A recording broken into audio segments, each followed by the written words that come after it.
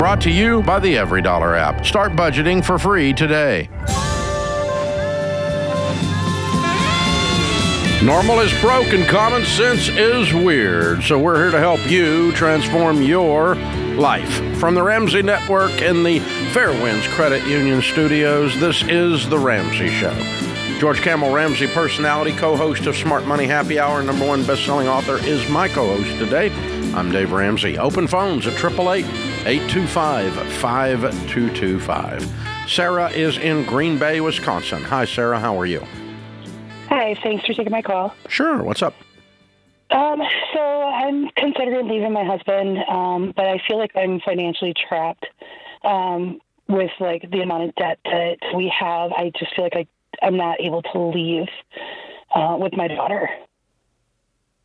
Okay. What happened to your marriage, hon?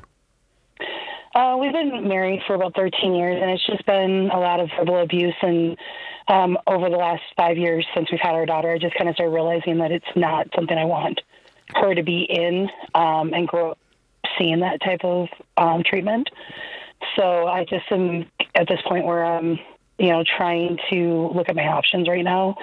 And, we've done couples therapy, and it's just doesn't seem like it's kind of clicking with him.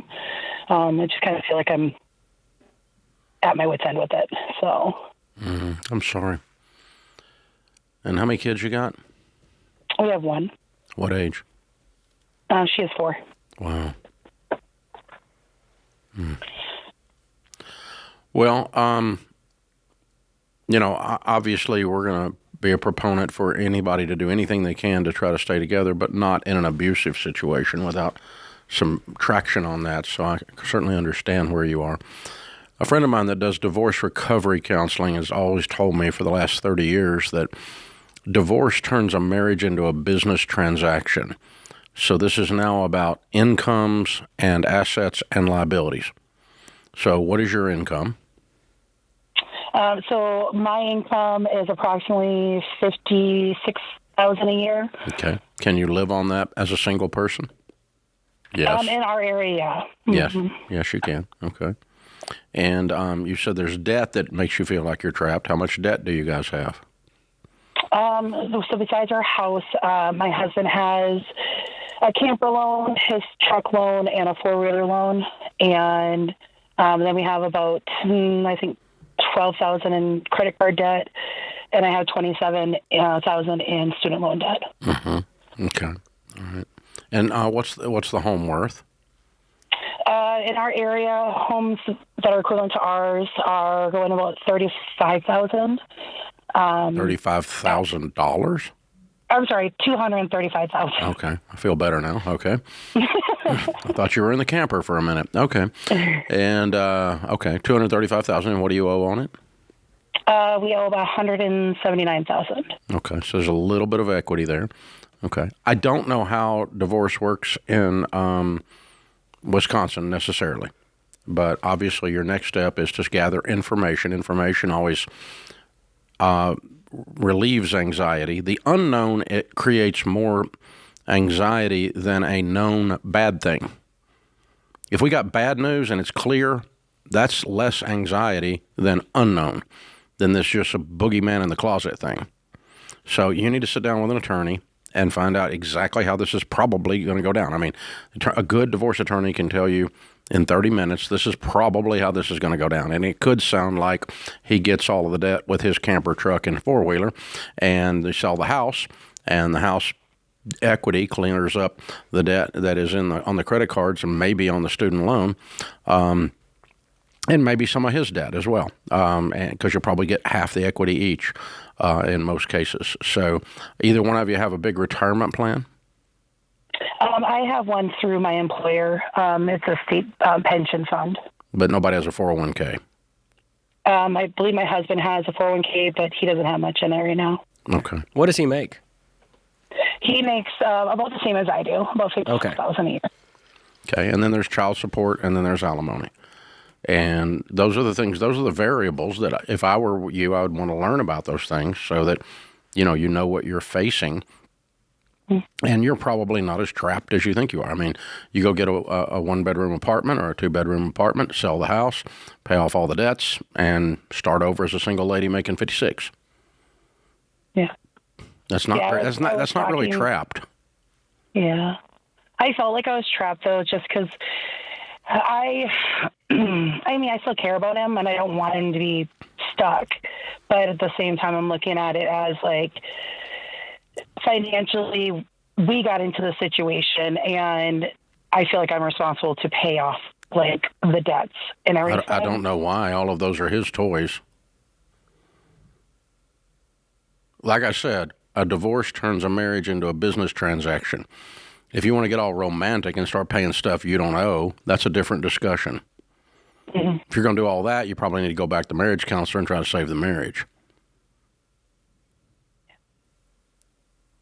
But, you know, once the decision is made and the switch is flipped, it's every man for himself, you know, and it's not mean. I'm not trying to destroy him in this situation, but he could sell the four-wheeler, the camper, and the truck and be out of debt too. Hello? Yep. Okay. So you both are going to be okay on the other side. Nobody's trapped here except by decisions to hold on to a bunch of crap you can't afford. That's the only trapping there is. And staying in an abusive relationship. Yeah. That's a worse trap to me. Mm-hmm. And so I think those next steps will help you get some clarity on this. Yeah, and I also might change the tone of the therapy sessions. Like if you go sit down with an attorney and you know exactly how good a position you're actually in, then you're coming at this from a little bit more strength and you're going, look, I really want this to work, but all of a sudden your body language changes, your voice tone changes because of confidence and because you know you're going to be okay instead of trapped. Because, Sarah, what you've told me, you're not trapped unless you choose to be trapped. But you can choose that if you want. But you're not. And, but, you know, a much better outcome is for him to grow up and stop the negative behavior and you guys to sell off all the garbage and get your dadgum life back with no debt and just quit buying everything in sight. But campers and four-wheelers and toys and trucks. And this just sounds like boy out of control, little boy out of control buying crap. And so, I mean, I don't run into a lot of ladies that have bought a camper and a four-wheeler. That's occasionally I do, but generally that will be the guy. They went along with it. Yeah, and the pickup to pull the truck to pull the camper with. That's the other thing. So, yeah, and occasionally I run into some lady and the whole thing was her idea, but usually she's going to make her mistakes in other places. So, you know, but, you know, like she said, she was participating in the decisions, so she's willing to take responsibility for her part in that. She owned up for that. She was an accomplice to some of these bad decisions. Yeah.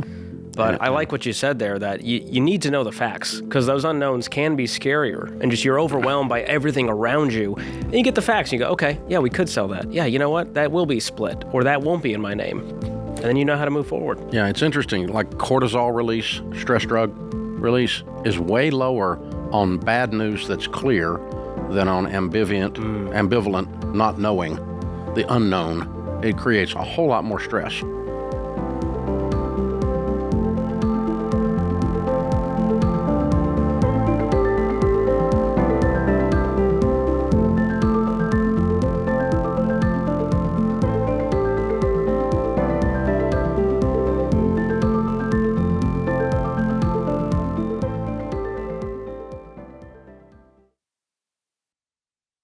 You've worked too hard to get control of your money just to let strangers control your data. Think about it. Just about every time you sign up for a newsletter, grab a coupon code, or start a free trial, your personal info, like your name, email address, phone number, and more, gets scooped up and sold by data brokers. Here's the deal. Freedom isn't only being debt-free. It's also being free from companies cashing in on your data. And that's where Delete Me comes in. Delete Me's privacy experts find your personal info on these shady data broker sites, they get it deleted, and they keep it gone. It's like having a digital cleanup crew that scrubs your online life. So you get way fewer of those spam calls, creepy texts, and scam emails that make you wonder how they even found you. Guys, the less noise in your digital life, the more time you have for what actually matters. Because when you protect your privacy, you protect your peace and your freedom. So go to joindeleteme.com/Ramsey to get 20% off their annual plans and take back control. That's joindeleteme.com/Ramsey.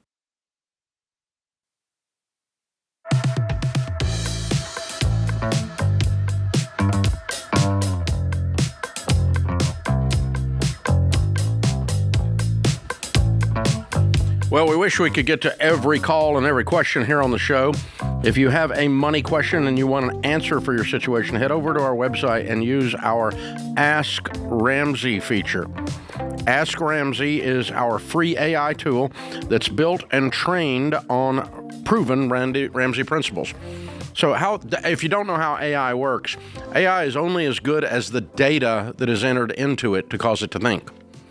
And so what we did is we took thousands and thousands and thousands of hours of this show, all of my books, all of our books, the personalities books, all of the Financial Peace University lessons, and emptied them into a database. In every article that our team's ever written. That we've written, and it's all in there. And so AI forms an answer based on all of that, which means that the answer that this Ask Ramsey will give you is better than you will get here on the show.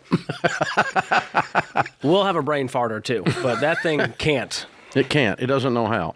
It's really, really popular. It doesn't have a brain. It's working. It's the only thing I want them to add a little bit more sass in there. Yeah, the snark factor could be increased. The sarcasm and sassiness. Maybe we can add that as a dial. You can dial up how much snark you want. Oh, yeah, more or less snark. How direct, how Dave do you want this to be versus Rachel? You know? Whoa, now that got That's personal. a spectrum. Sorry. Yeah, that just got personal fast. She's more friendly. I think America can agree on that. Hey. See what I mean? We're going to prove it right now. All right. Check it out for yourself. Ask Ramsey at RamseySolutions.com. Go to the website, RamseySolutions.com. Ask Ramsey's completely free. You'll get your question answered in some version of George or Rachel or Dave or whatever. It's way nicer than me. I will say that. That's true. For now, till I get through with it. I'm not done with it. Mike's in Baltimore, Maryland. Hey, Mike, what's up? Hi, I'm calling. I'm wondering if you would recommend cashing out principal in a Roth IRA to pay off debt. Not unless you're bankrupt. Not unless bankrupt. Okay. Yeah. Because it's going to cost you millions and millions and millions of dollars in tax-free growth later because you didn't address the real issue. So how much debt have you got? What's the problem?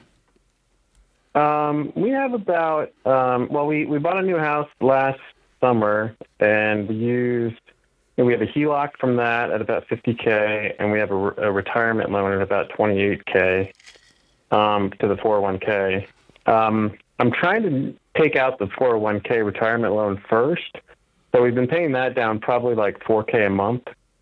I'd say. Okay, wait a minute. So you got a $50,000 and a $24,000. What other debt have you got? We've got a car loan of about $13K. We've got some credit card debt of maybe $15K. And then we've got savings. We How much savings do you have? Emergency savings.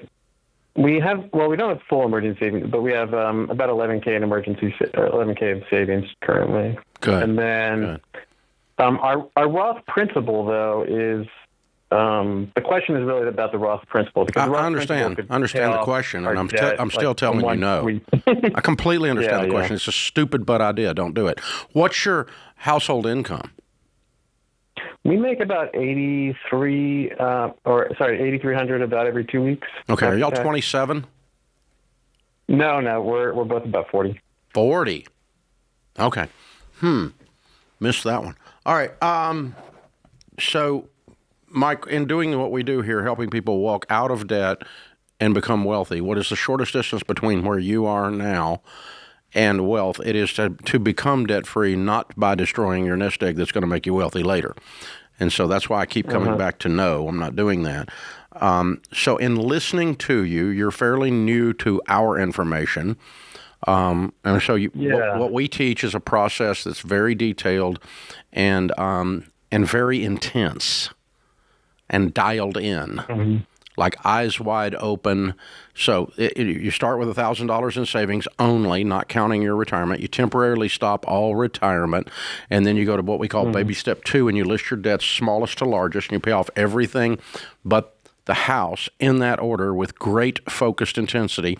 Anything you can do to increase income and reduce debt as fast as possible, because the sooner you've gotten rid of this $110,000, the sooner you now have flex, called you now have your income to create the which is your largest wealth building tool. And right now you've given it all away to all these stupid things you bought that you couldn't afford. So one other question I have is, we have, pre-tax retirement, and that's, I would say, close to $900,000 at this point. But that's where I'm feeling like the Roth. I mean, I appreciate the tax-free growth for sure. Hey, Mike. It's tempting to just pay off debt with it. Hey, Mike. The guy in your mirror is freaking lazy and disorganized with his money. That's you. That's not going to be fixed when you take that money out of that Roth. And all of his freaking debt's going to grow back in 5 years because you've never addressed the fact that you all have overspent. You're looking for a quick fix. You're looking for a shortcut. And that is not a good plan. I would stop adding to your retirement, and you've got to address the misbehavior. You don't even know your numbers. Oh, sort of, kind of, maybe, I think, is all the language around your numbers. You don't even know where you are. You're just wandering along buying crap. And you guys are going to have to stop that, whether you cash out your 401k or not. If you can't afford to live off of what you told us, $200,000 in take-home pay, I don't think we can help. I thought it was 80. He said $8,300 every 2 weeks.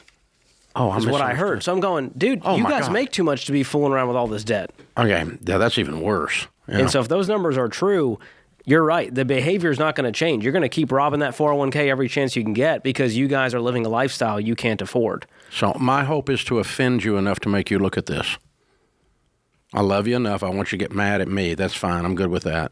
I want to piss you off just a little bit and make you grow up and sit down and go, I'm running this company called Me Incorporated very poorly. If one of my VPs sat down and used the language about their budget in one of our profit centers the way you've discussed your home, I would fire his butt for being incompetent.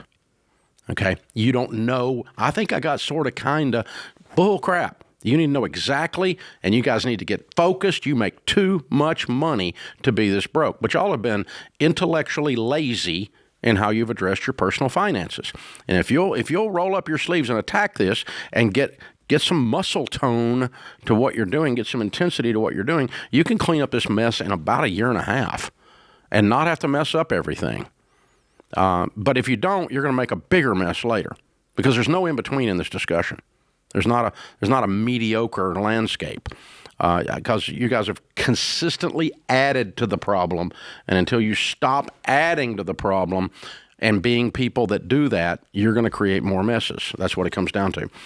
Folks out there in the listening land, this is why debt consolidation doesn't work too. And this is why when you get an inheritance from your grandmother and you clean up everything, and 4 years later you're right back in the same mess because your habits haven't changed. Your household processes haven't changed. You've got to address what is wrong with our systems and our hearts and our relationship that's caused us to get to that we can run up these debts with this kind of money. But we feel better because the junk drawer, we cleaned it up by putting it all in one bucket. And so hey, look at that. It looks better and feels better, except now you still got the same mountain to face and you can't debt snowball it. So debt consolidation is scary because it makes you think you solved the problem. Yeah, and you didn't change the habits. And so 88% of the time someone takes out a debt consolidation loan, they're back in debt within 5 years. 9 out of 10 times. Because the debt is not the problem. It's the symptom of intellectual laziness, immaturity, no good systems, bad discussions or no discussions with my spouse to where we're on the same page. Debt is the symptom. It's not the problem. And so when you just address the symptom, expect the problem to stay there, and the symptom will grow back. It's that simple. If you're going to get dandelions out of your yard, you can't just cut them with a lawnmower. You have to dig them out by the freaking root, or they will grow back.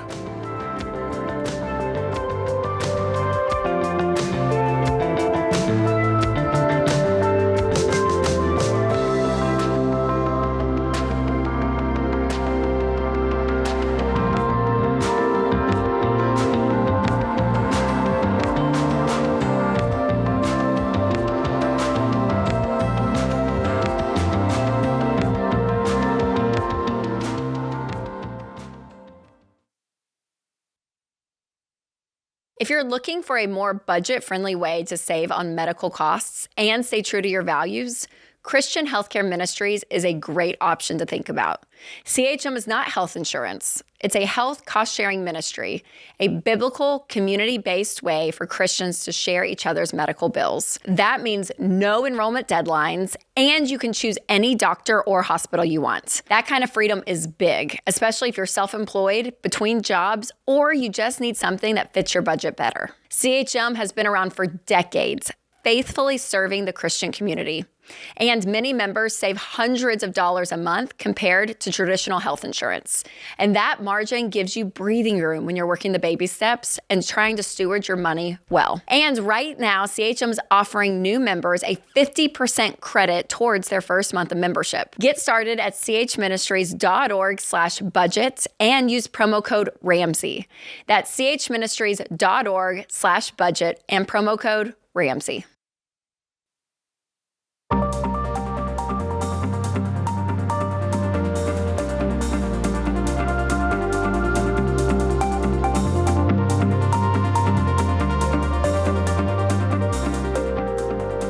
Oscar is in Ottawa. Hi, Oscar. How are you? Hi, how are you? Thank you for asking. Sure. What's up?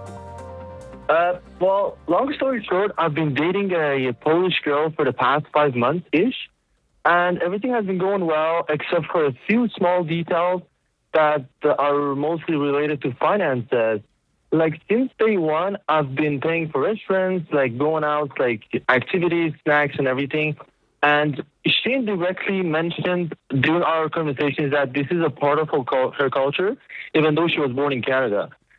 And me, I'm Iranian. I was born in Iran, raised there, and I've been here like for a couple of years. And I know how Western culture functions. And I would like to kind of make sense of it. I'm also traditional, sort of. But at the same time, I don't see the point of man paying for everything, especially in this economy. And my question is, what is your suggestion? What should I do? Is it like a big red flag, or is it just something that we can kind of figure it out together? It's an interesting question. So the marriages that I'm aware of that are high quality, and when we're dating, we're, courting, to use an old term, an old word, and we're thinking about that leading toward marriage, okay? So that's why you would ask if this is a red flag or not. Do I want to get involved with this person, right? And so the marriages that I know that are that I consider some of the best marriages on the planet that I've been personal witness to are where each of the people involved make the relationship about how much they can serve the other person. Okay. How good can I be to you? So you, how good can I be to her? Her, how good can she be to you? Instead of what am I getting out of this? In other words, I'm adding value to the relationship instead of taking value. If you're a taker rather than a giver, kind of a thing. And so I might look at this through that lens and say, yes, the cultural implication is very real. The economic in this economy, you're always going to be able to say in this economy through the rest of your entire life. You're going to be able to say that from now on. There's always this economy. There's never going to be one that they're just raining money on you and makes stupidity okay. There's no economy that does that. Right. And so there's no this economy. But so how much do I love this person to the point that I want to serve them and give my life away for them would lead you to not ask this question even. Okay. Does that make sense? I mean, that makes sense. Yeah, you're kind of worried about if there's, if this is all. You feel like you're being taken advantage of. If I'm getting my part of this, yeah. Are you sensing that from her, that there's a lot of entitlement and expectation? It's not. I wouldn't say it's about expectations. Like, she wouldn't necessarily force me. Okay, let's go out. Let's go eat outside, or let's just Okay, is she a money hungry gold digger? I would say the first one.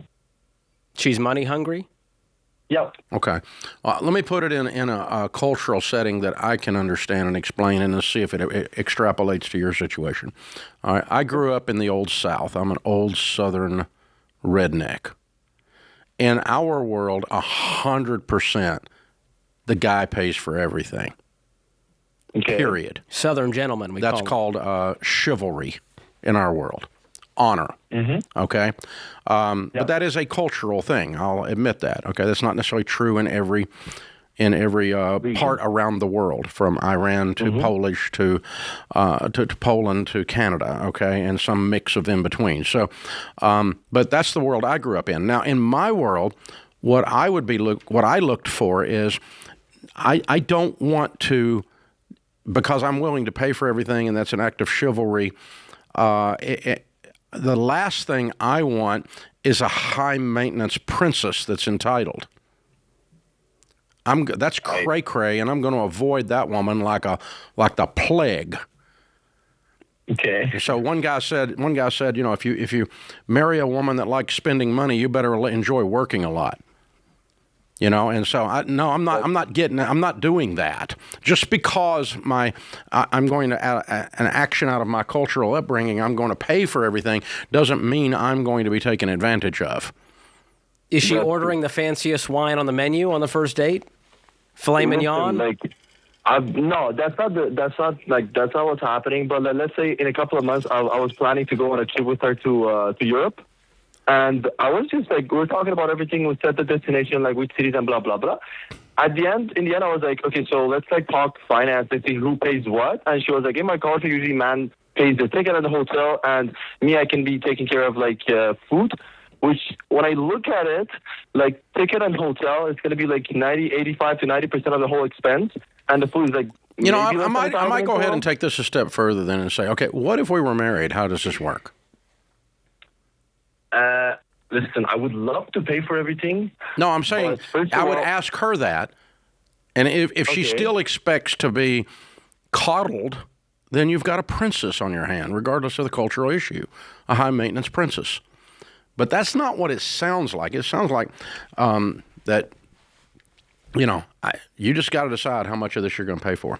And I don't know whether that's an old guy thing, a Southern thing. I don't know. George, you're a Boston guy. Yeah. Did you pay for all your dates? I think it was a little different in the North. Did you pay? You split dates? You went Dutch? You know, I didn't get a lot of dates back in my day, Dave. But when I did, I happily paid. I will say that.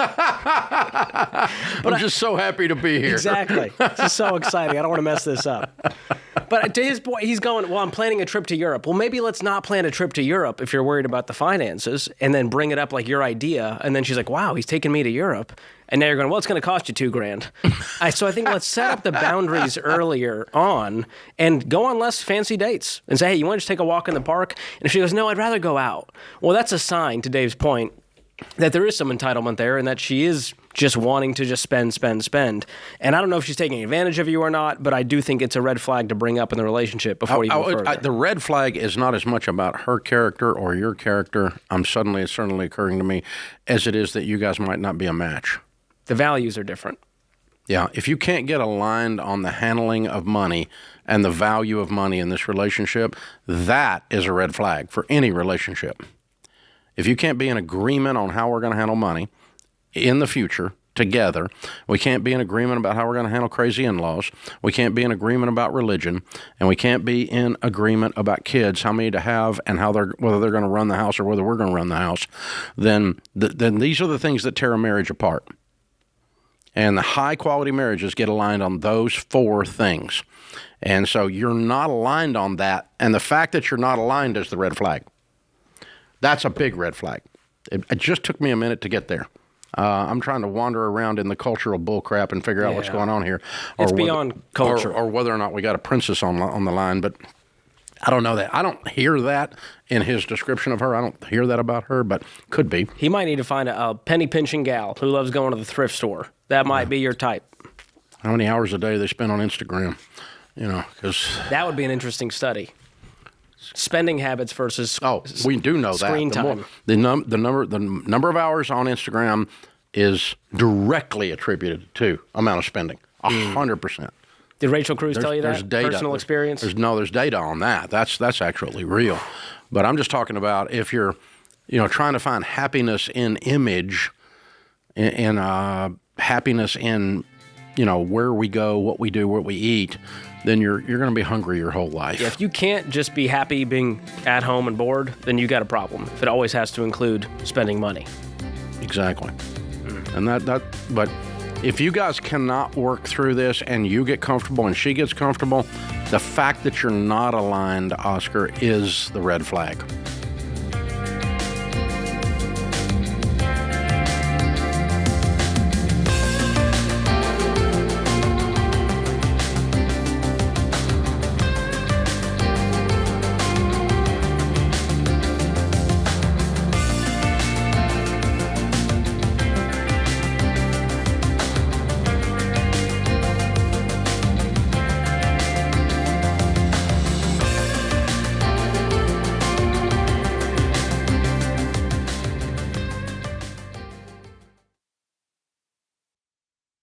Dave, we got a lot of calls on this show where life happens. One day someone's healthy, they're working, providing for their family, and then a curveball hits. We hear it all the time. A car accident, a cancer diagnosis, a heart attack, and suddenly everything changes. Yeah, and that's why you've always said that having term life insurance from Xander is essential, because it protects your family if the worst happens. Yeah, that's right. You need 10 to 12 times your income in coverage. No gimmicks, no whole life junk, just straightforward term life protection. But there's another piece that people often overlook, and that's long-term disability insurance. Yeah, it's important to understand the difference between them. Life insurance steps in when you die. Disability insurance steps in while you're alive but can't work. So it replaces a large part of your income so the bills still get paid while you get back on your feet.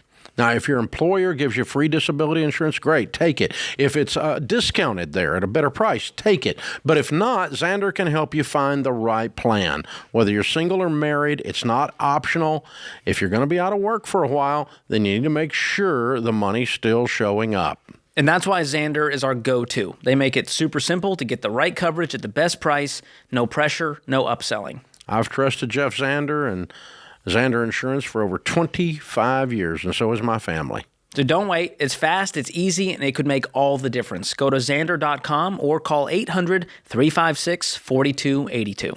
Protect yourself, protect your income, protect your family.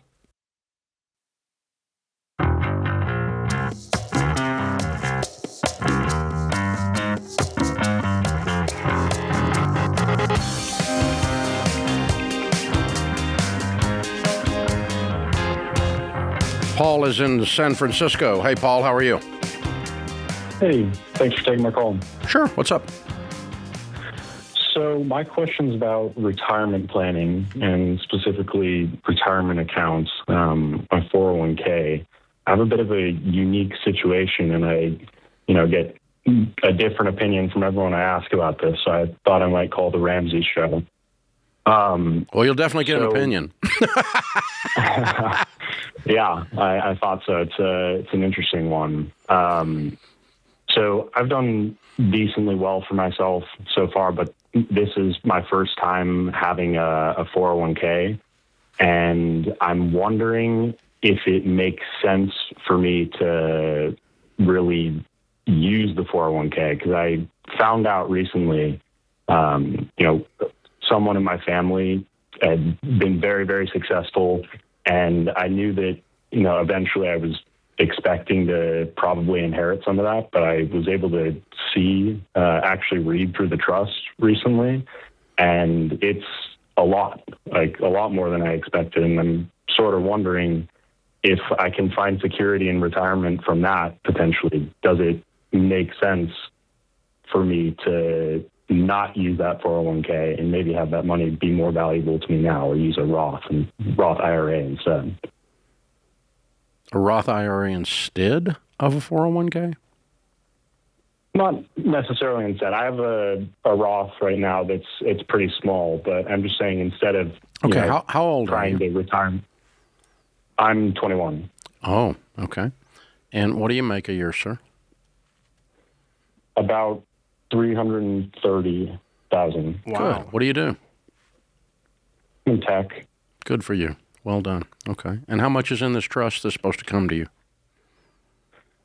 So there are a lot of different people, well, not a lot, a handful. I think it's 6 different beneficiaries in the trust, but it's low to mid 8 figures. So I would think that that's plenty to retire on, especially if that's going to grow over time. I'm sorry. So you're going to receive $100 million? Your part? I mean, if you're accounting for how it's going to grow, that might be what it's worth total. I mean, divide that by 5 maybe. Oh, divided by 5. Well, that's a lot different. Yeah. Okay. I mean, so you might get, you're going to get somewhere between, do you think $10 and $20 million? I would think so. Okay. And about what, how many years out do we think this might be? Well, I mean, like we said, I'm pretty young. That's a fair way. How many years before this person dies and you get your $20 million, dude? Roughly. Maybe 20. Okay. 20 to 30. Right, so you'd be like 40 years old. Okay. All right. Yeah. So, no, I would not put my life on hold and quit investing and quit building wealth on my own because I might get an inheritance 20 years from now. Absolutely not. I would pretend like that's not coming and live my life properly and with discipline and with dignity. When you save money, it says something about your character and your maturity. It's not a math thing. And so it's good for you to develop a life that's good for Paul. And if in addition to that you get an extra $20 million, well, that puts you in a position to be outrageously generous someday and change your whole family tree in addition to the money that you make, because you could easily, making $330,000 starting at 21, you should be a multi-millionaire by the time this money comes. Mm-hmm. And if you don't, then you just pissed it away and you're an immature child. Yeah, no, I live quite frugally, actually. I have no debt. Well, I mean, there's a lot of options here. There's 3 things we can do with money. We can spend it and enjoy it, and you should. You can give it and be generous with it, and you should. And you can save and invest it, and you should. All 3 are good for your character. They're good for your psyche. They're good for your spiritual walk. All 3 are good for the math. All 3 cause you to have a high quality person and be a person that someone listening would want their daughter to date. A trust fund baby who put life on hold waiting on an inheritance 20 years from now is not someone I want my daughter to date. This is not a man with big, broad shoulders.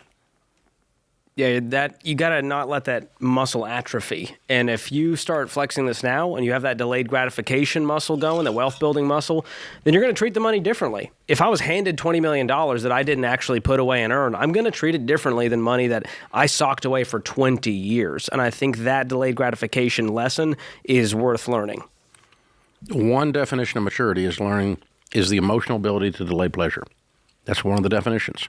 And so, yeah, I want that for you, not because of the money or the math or not because you're going to need money. You may or may not need money. If this comes through, you're not going to need money. But I want it for who you become as a person, as a man, as a woman, if you're out there listening, who you become while you get out of debt, who you become while you sacrifice and work extra to clean up a mess, who you become in your marriage and in your relationship, what your relationship looks like because we struggled together and we both put our shoulder to the wheel and pushed together. Who we become is more important than what we end up with mathematically. And so I don't want you to be atrophied and, from lack of use of your, of lack of maturity that you grow into. So no, I would pretend like that money's not coming, instead of using it as a demotivator. And if you're so frugal, you're going to have plenty of money left over to max out all retirement accounts and still have an incredible life. Yeah. You're a sharp dude and still 21. enjoy. I mean, I'm not saying don't spend and enjoy money. We always say do that. And in your case, God, you're 21, you make $300,000. Gee, man, even cricket. I mean, that's amazing. Enjoy some of it. So yeah, you need to be giving some of it and saving some of it and enjoying some of it. Always be doing all 3. Melissa is in Greenville, South Carolina. Hi, Melissa. How are you? Hi, I'm good, thanks. Thank you guys so much for what you do. I listen every day and just feel like I learn so much. Thanks. How can we help?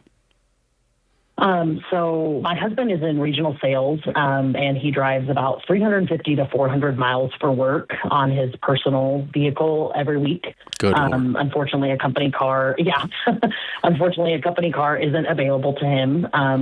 And up to this point, we've just chosen to manage that by budgeting for a car payment on a new car in order to keep him in something reliable with minimal maintenance with that kind of mileage. But I'm curious, I know that that's not what you would suggest, but I'm curious, just with our situation, how you might suggest we avoid that without draining our savings every few years to buy car in cash that isn't really going to last the mileage that he puts on it. Mm-hmm. Okay.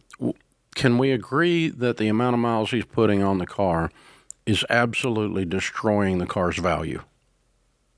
Yeah. Yes. Yeah. I mean, it's worth nothing when he's through with it. Okay, so we're taking something and making it worth nothing as a function of his job. And so if you're running a business, what you would do is you would buy the least expensive car that would, in quotes, get the job done. Now, what gets the job done? What does that mean? Well, it means two things. For me, if I'm in his shoes, number one, it means reliability. I have to be able to get to the job and get the sale made, right? Number two, it has to be reasonably comfortable because I live in the stupid thing. Right. Okay, so we're not going to put him in a smart car or a Dodge Neon. Right. Okay. He's also 6'3", so that might not be a great idea. I rest my case, So, it needs to be reasonably comfortable. But what people do in your all situation is, instead of buying a $20,000 car that would do all of that and destroying $20,000, they buy a $60,000 car and destroy $60,000. Mm-hmm. And that's not necessary to get the job done. So I would buy a $20,000 car with an every 2-year replacement plan. Okay. And I would pay cash for it. Period. You would recommend. I guess my question. You're breaking up, honey. You have to walk back to wherever you were. Just know that the average new car loses 60% of its value in the first 5 years. And hers loses 60% in the first year. Exactly. So you're better off buying a 6-year-old car for $20,000 and driving that into the ground because someone else already prepaid the depreciation. Yeah. That's the lesson here. Yeah. Just whatever it is, you're destroying that amount of money. So destroy the least amount of money possible to get the job done. For me, that's a $20,000 car in this situation, and every 2 years I need $20,000. So I need to be setting aside that much every month to replace the stupid car all the time. But no, I would not be driving something fancy. You don't need eye candy when you're a road warrior. I love entrepreneurs. Don't forget, guys, I started my company on a card table myself, so I know what it's like to have people counting on you. Your team, your family, not to mention your customers. And when you're the one signing the paychecks, you can't afford to fly blind. But I'll be honest, early on, one thing that nearly sunk us was wasting time with spreadsheets that didn't add up because business units didn't talk to each other. I finally told my team, just fix it. And they did. We got NetSuite. That was years ago. And we've never looked back. See, NetSuite isn't just for tech giants. It's built for growing businesses like yours. Over 43,000 businesses already run on NetSuite, including a lot that started just like you. And now, with built-in AI, NetSuite is helping them even more. It's one system connected to every part of your business for real-time insights, not guesswork. NetSuite AI flags inventory issues, cash flow risks, even supplier delays before they become problems. So you can trust the data, stop wasting time, and make the right decisions faster. Take a free product tour today at netsuite.com/Ramsey. That's netsuite.com/Ramsey.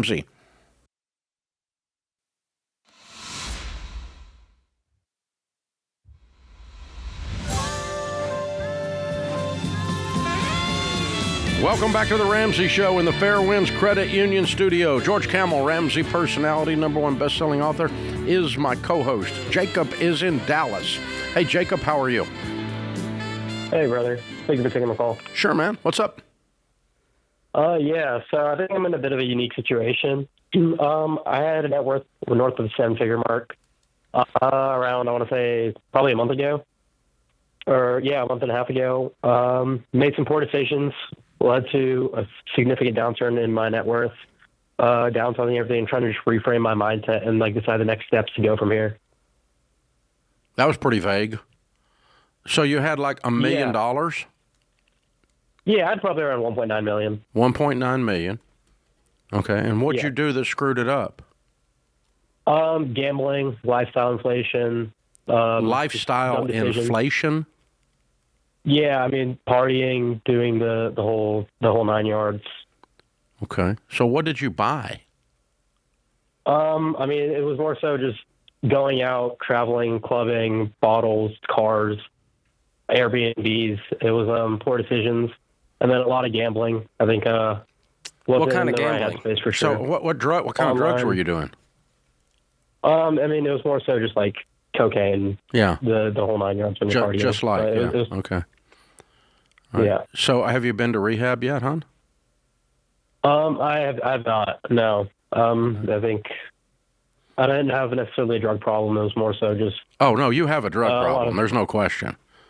It was all in. It was all in your story. I heard it. You definitely have a drug problem, and you definitely have a gambling problem, and you definitely have a lot of problems. So, what are we doing to fix the problems? Well, I did start going to therapy for gambling specifically. That was like the main step, and then downsized a lot of my life, cut back on majority of my expenses, just reframing everything, going from there. Okay, so what did you or do you do for a living? I did a lot of marketing in crypto. Okay. Are you still doing that? Yeah, I just recently stopped after this last hit. Lost kind of all motivation. So do you have a full-time job, or are you just playing with crypto as kind of another form of gambling, and you've made some money doing that? Well, I mean, I said I was making around 5 to 6 figures every month consistently for the last XYZ or XX months. But I'm also in college, so this was all just a side time thing that was working out really well, I guess. How old are you, honey? I'm 20. 20? Yep. Okay. All right. So you chased the rainbow and it didn't bring you happiness. Is that the moral of the story? Yeah, I would say that. I mean, the money was nice, but it wasn't necessarily my fulfillment. Well, it led you to a life that was just out of control and not fun. It was supposed to be fun, but at the end of the day, it just looked like a stupid kid losing all his money and snorting cocaine. When you look back on it, that's got to be what you see.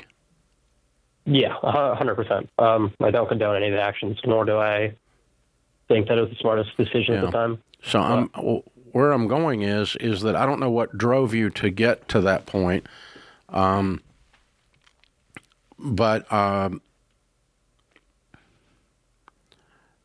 yeah. Okay, so what would I tell my son if he was 20 years old and called me and was in the exact situation? It sounds like you need a complete reset of what you think life is about. And someone told you that it was about getting a lot of money quickly and easily, and that you're smart and that you could do that, and then you could go do anything you wanted to do. And so you the good news is you got hedonism out of your system really early in your life. The bad news is it cost you a couple $1 million to do it. And so, I would take you from Wolf of Wall Street to a monk. I'd go the other end of the spectrum and just go, I'm just going to be a boring, calm, steady guy, which is the opposite of everything you have been.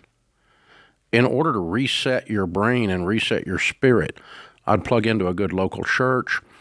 And one of the things I had to assess, and I kind of smell it here, I'm not sure if I do, and you can correct me if you want to, I don't care. When I went broke in my 20s, one of the things I figured out was I wasn't as hot as I thought I was. It pretty much took my little ego and ground it under a boot. And because I'm pretty smart, and I was doing some pretty smart, high leverage, fun things, nothing like you've done. But I mean, I had it going, and then when I hit the wall, and the car just disintegrated, and NASCAR wreck, the engine's up in the stands, right? I mean, this thing's just gone. One of the things I had to come to grips with is I wasn't as hot as I thought I was. And that helped me reset, and I settled way down into a more psychologically and spiritually healthy rhythm to reset my life. And I think that's what I want for you, because I like you. Yeah. No, I think I wholeheartedly agree. I mean, yeah, during this whole span, especially this last hit, I think I became insanely depressed. I was definitely going through an episode. Like, it was terrible. I mean, I was flying. I was spending like $100K at the club. I'd fly back. Then I'd go gamble like $500,000. At a point, I was playing like multiple six-figure hands. Like, what I see is 1.9. I mean, that was floating, obviously. I mean, I'd have wins, I'd have losses. And this was also including my cash flow, but I was very cash flow heavy. Why do you even need money right now as a college kid? I mean, I think. Are you in college? I don't necessarily. Yeah, I'm in college. I mean, I don't think it was necessarily about. What are you studying? Marketing. Well, I was, marketing. Okay. You've been going to classes and completing all the assignments? I did until this last year. I think I went off the rails this last year. Yeah. Okay. Well, the behaviors got you into the mess, and I would go to the opposite end of the behaviors to create healing.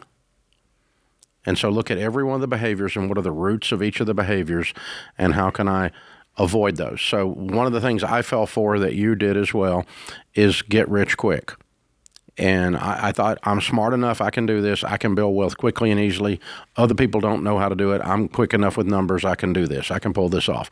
And that's what I did, not at the scale actually at the scale you did. I had better net worth than you had, but at 23. But I lost it all because I built a house of cards. And, I wasn't playing long ball. Everything was short ball. Everything was just get on base. And there was no infinite game. There was no eternity thought. There was no thought of heaven. There was no thought of other people matter.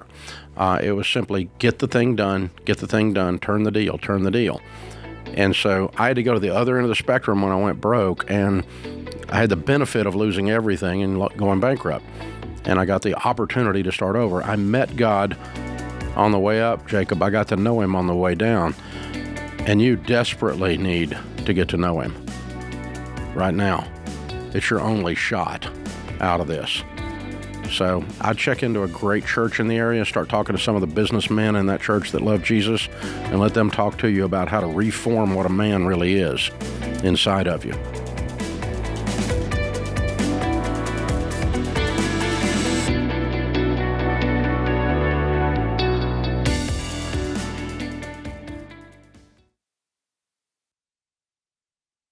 Hey, what's up, guys? It's Jade. Listen, my husband and I drive used vehicles, and we really do plan on keeping those running for a long time, so we trust Christian Brothers Automotive to take care of them. Their team is honest, their shops are super clean, and what I love is they don't try to upsell us on things that we don't need. I personally feel really confident walking into Christian Brothers because I know that no one's going to try to take advantage of me or scare me into unneeded repairs. Christian Brothers gets it, so schedule a service today at cbac.com/Ramsey and get 10% off your visit. That's up to a $250 value. See stores for details.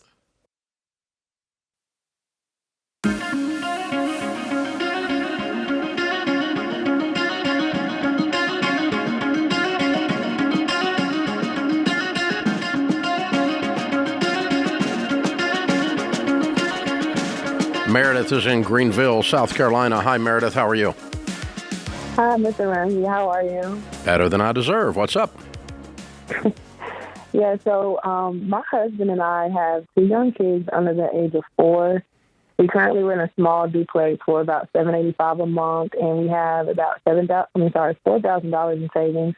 And the only debt we have is a credit card, but we pay that off every month, like completely off. We're about to receive a $2.6 million lawsuit for a medical malpractice. And we didn't grow up with money. So, honestly, we're kind of scared, and we just want to make sure we're doing the right thing for our family. So my question to you would be, what would be the wisest thing for us to do, and like how should we handle this? It's a fabulous question. I really, really like your spirit and your attitude. Thank you so much. You are very wise to be scared. Okay? And because you know, you're smart enough to know that you don't know how to handle $2.6 million. Now, so a couple of principles are this. Number one, keep doing what you just did. The Bible says in the multitude of counsel, there is safety. And so you start bringing people into your life to advise you, not to do it for you, but to teach you, okay? And there's a couple of 3 people, if you want to write this down, you can, or you can go back and watch it or listen to it later when it comes out and hits the podcast. But the first person you guys need is a financial advisor, someone to help you with your investing. And you can go to RamseySolutions.com, click on SmartVestor Pro, and sit down with a couple of those and interview them. Now, what you're doing is you're interviewing someone that you are comfortable with, you feel good about, they're not intimidating. Instead, they have the heart of a teacher. Anyone in the financial world that does not have the heart of a teacher and instead starts dropping their glasses on the end of their nose and wagging their finger and saying, you need to do this because I said do it, you should run from them. Yes, sir. So your job is to manage this money, not that person. That person's job is to teach you to be a little bit better at managing money. So principle number one is we're going to put a group of those people in our lives. We're going to have a financial advisor and like a mutual fund broker, okay? We're going to get an insurance person that knows insurance. We're going to get a real estate person because I got a feeling you're going to buy a house. You can get that at Ramsey Trusted at the website if you want people, because we do not put a Ramsey Trusted label on these people unless they have the heart of a teacher. Okay? You need a tax advisor. Okay? So insurance, real estate, investing, and tax. Those 4 people become your little board of directors. And again, their job is to not tell you what to do. Their job is to teach you some of the things you could choose to do. Okay. Principle number 1, heart of a teacher, not babysitter. Okay. Principle number 2, do not put money in something unless you understand it. Okay. If it feels good or he seems to know what he's doing, honey, we're going to go with him. Those are the words people say right before they get scammed. Okay? So you say, I don't understand this yet, so we're not doing it yet. Okay? Because it's your job before God to manage this money, not theirs. And so we don't do stuff until we understand it. And if it's brand new and you're brand new to it, that's okay. You don't know how to ride a bicycle yet. You just got your first bicycle.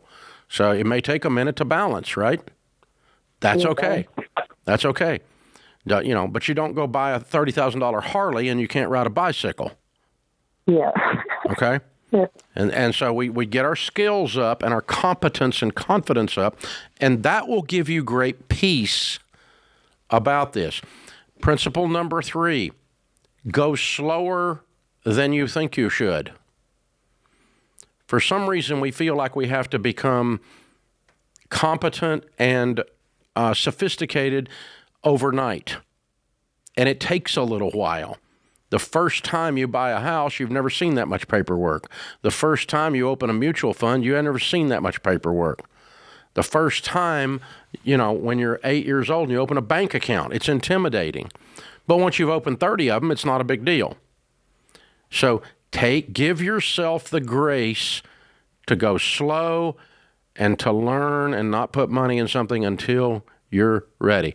So it's okay to park this money in something super boring that is not sophisticated while you spend some time learning.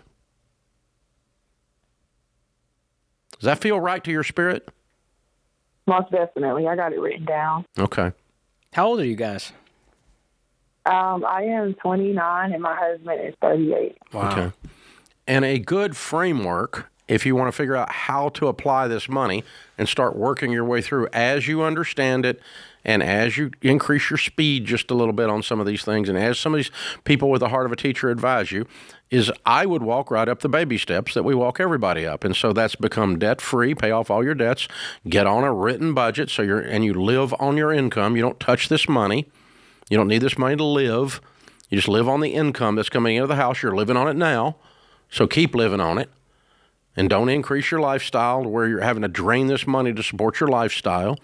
Keep living on your income. And if you do that and you use this money to step through the baby steps, the $2.6 million could literally be $20 million in about 20 years. Yeah, see, we don't have debt. Like, we just use our credit card for gas, and then you would get rid of the credit card because you don't need it anymore. Use a debit card. Okay. And you get on a budget, and the two of you know exactly where every dollar's going. Now, the duplex, do you own it or you're renting it? No, sir, we're renting it. Okay, so you're probably going to go buy you a house and pay cash for it. Yes, sir. We were thinking about, somebody had told us about getting a duplex. No, I just go buy a house. Okay. You don't need to get fancy. Just go buy a house. Go buy you a nice house that's, I don't know, $200,000 or $300,000 in Greenville, South Carolina is a pretty dead-gum good house.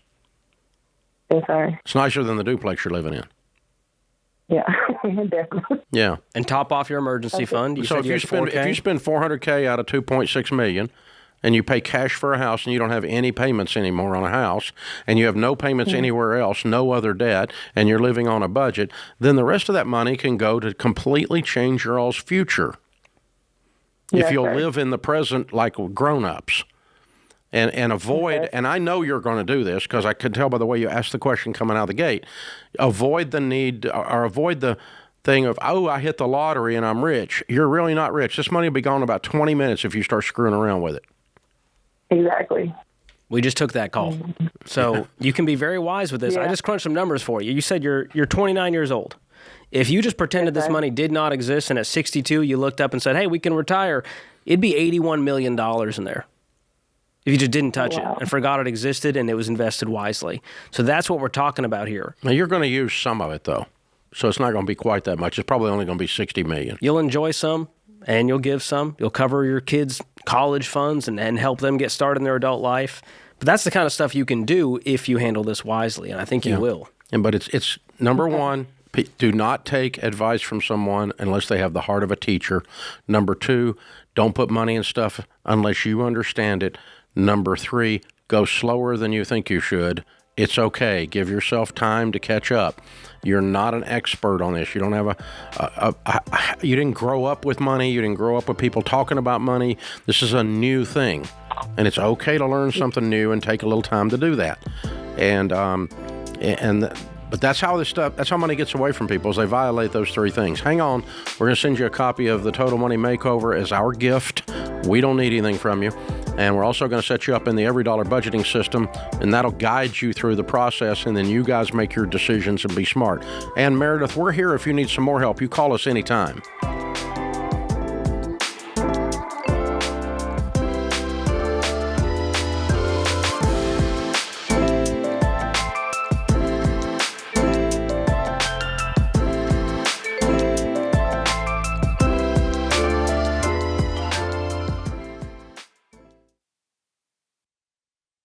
Hey, let's play a quick game of Would You Rather. Would you rather keep overpaying your phone company every month or save $600 a year with no contract and no price hikes ever? Easy answer. That's why I love Boost Mobile. With their low rates, you can unlock up to $600 in savings over the so-called big carriers.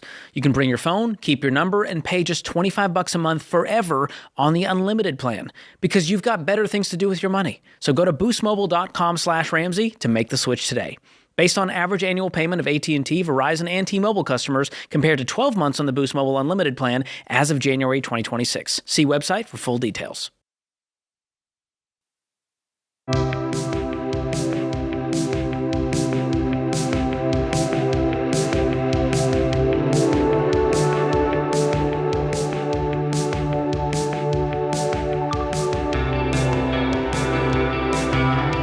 Ramsey Show question of the day is sponsored by Why Refi. If your private student loans are in default, well, that's a mess. But Why Refi can help you clean it up.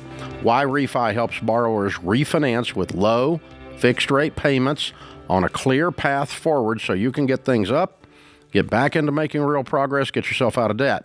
Go to whyrefi.com/Ramsey. That's the letter Y, REFY.com/Ramsey. Might not be in all states.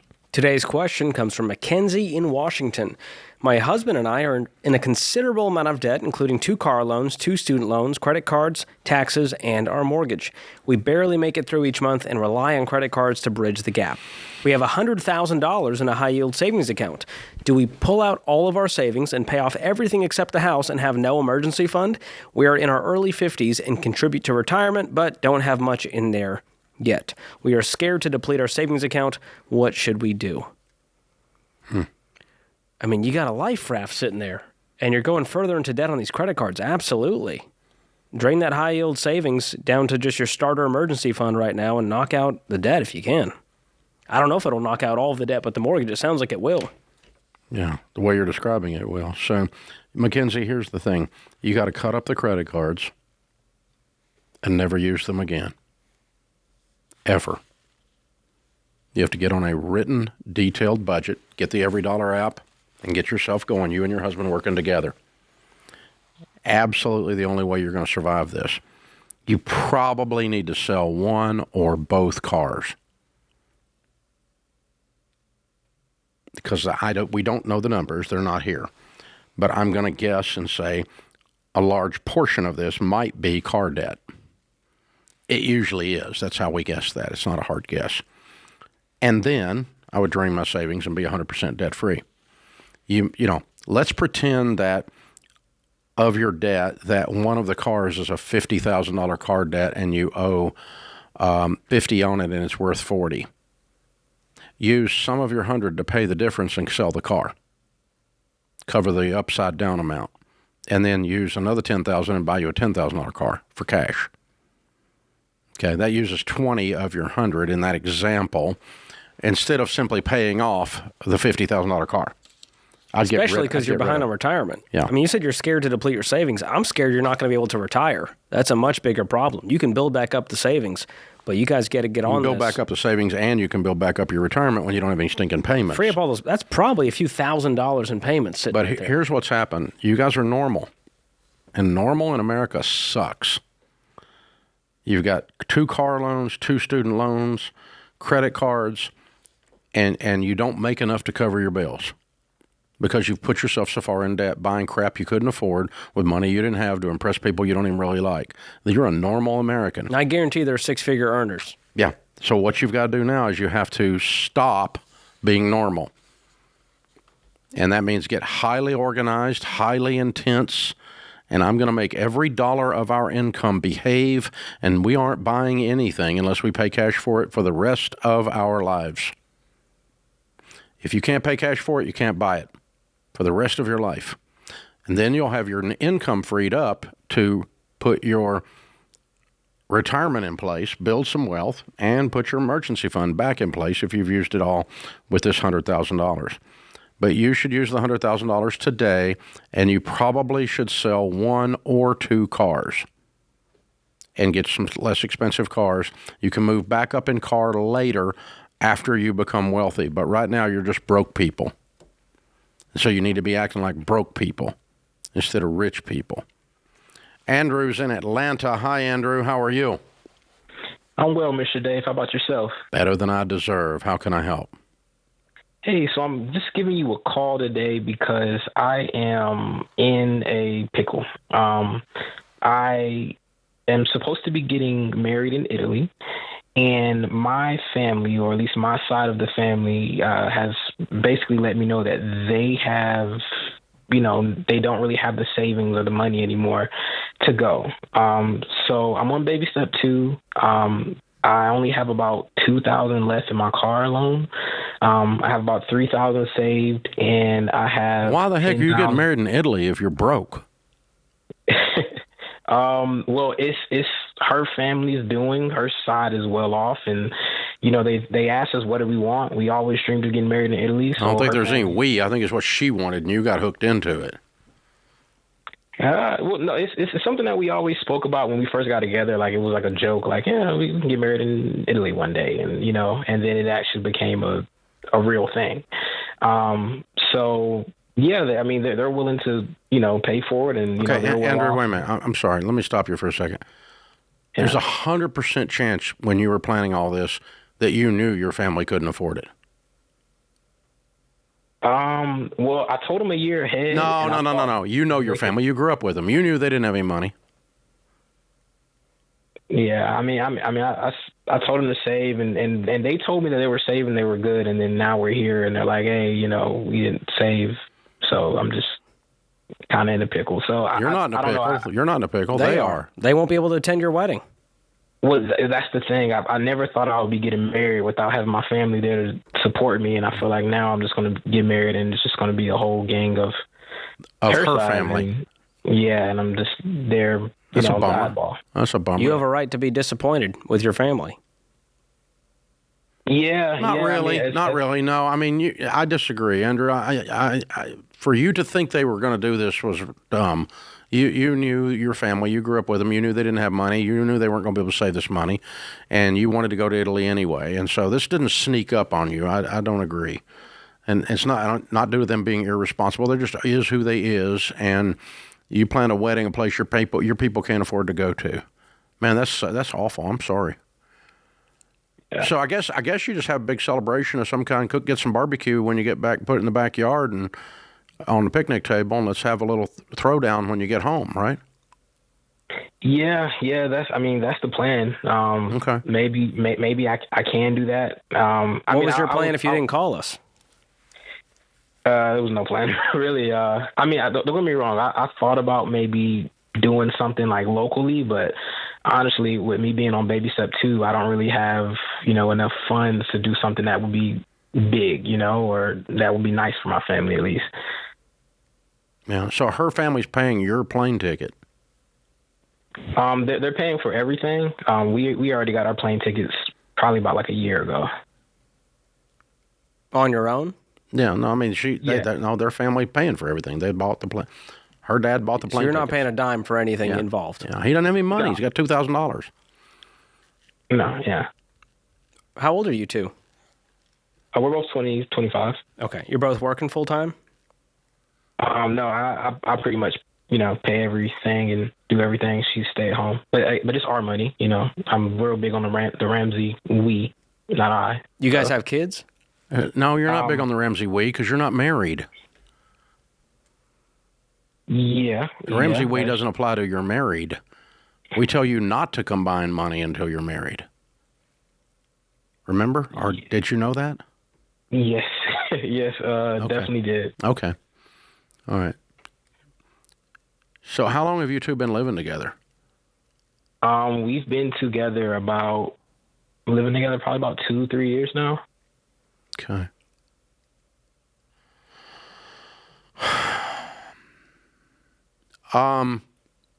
When is the Italy wedding? Roughly about 30 days from now. Okay. It's probably not going to go over well.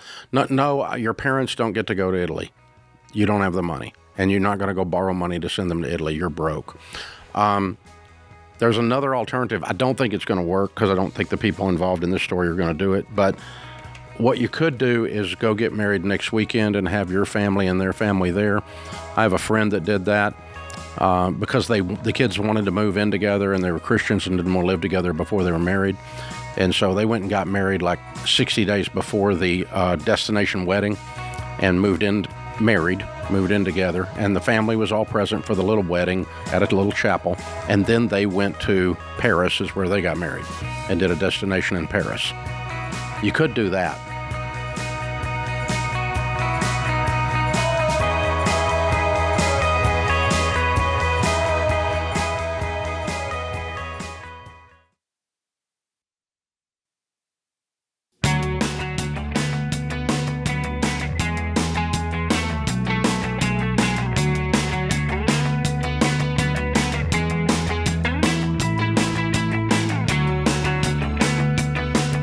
Hey, if you're working the baby steps, the best and fastest way to get out of debt and into wealth is by using every dollar.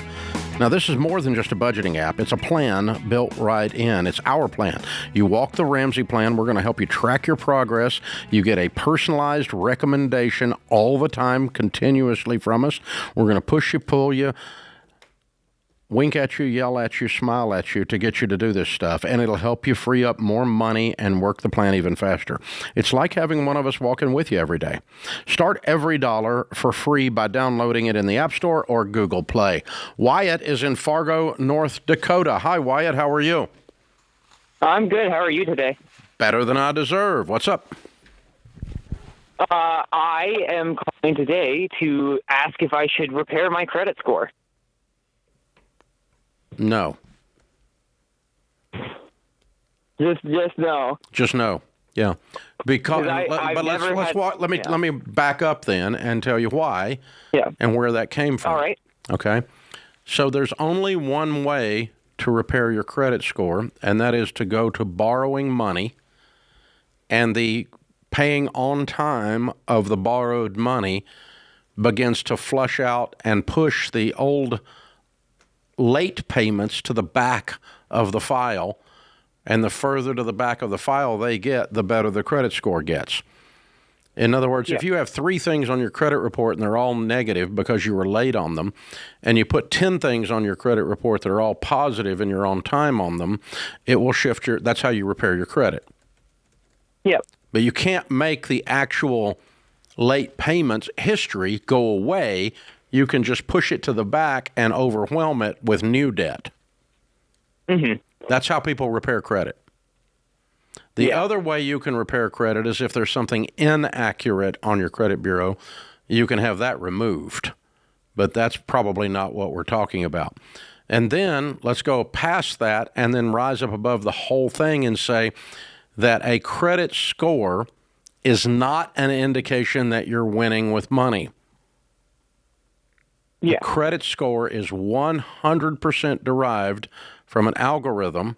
Fair Isaac wrote the score. That's where it came from. And the algorithm is 100% how you interact with debt. So what kind of debt you have, how you pay the debt, how much debt you have, those are the things that create your credit score.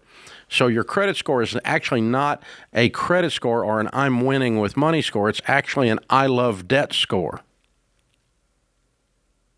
Mathematically. Yeah. And so, I don't want an I love debt score. I want a high net worth. So think about it this way, Wyatt. A good score just means you're good at managing debt. A bad score means you are bad at managing debt. None of that has to do with actual wealth building. So let's get you to build some wealth instead, and that involves paying off your debt, and at that point, you won't have a score. So what I would do is, how many bad things have you got on your report? Quite a bit. Not from me, though. Okay, wait a minute. That doesn't make sense. Fun. How can you have stuff on your report that's not from you? Because back when I was a child, my mother took out credit cards in my name. That's identity theft, honey. That's fraud. That's fraud. I'm aware. And she took out money in my name. She's paid it all back at this point, but my credit score has suffered severely because of it. How old are you? I'm 22 now. Okay. All right. I would submit identity theft on every one of those accounts and have them removed. Okay. Yeah. Did you use the money she paid you to pay the debts off? Did she give you? You didn't get any of this money. She just stole your identity. Your mother's a thief. Yeah. Yeah. Sorry. It's heartbreaking to say that out loud. Yeah. We have a complicated relationship. I bet. At least. Unless you're insane, you would have a complicated relationship. Because you'd have to be insane to go along with this. Yeah, I mean, I'm doing great now, but it's following me and it's affecting like interest rates and stuff. So. Well, it affects interest rates only if you're borrowing money. Which I'm not doing much of anymore. Okay, then you don't have to worry about Just it. don't do any. What do you need a debt for right now? Yeah. So, okay, there's two answers to the question. One, the first answer I gave you is the correct answer. Don't worry about repairing your credit in the sense of don't worship at the altar of the FICO score. Because we're not, it doesn't affect interest rates. For me, I don't have a credit score, and I have zero credit, and I have zero debt, so I don't have a problem with interest rates. And that's where I want you to get to. Okay. Now, then let's go to the other part of this, and that is that you were abused as a child. Your mother's a financial abuser. She stole your identity and messed up your electronic reputation. And so you should file identity theft and on every one of those accounts that you did not open and have them removed. They're probably going to require that you do a police report and identify the thief. They will do nothing to her. They should put her in jail, but they won't.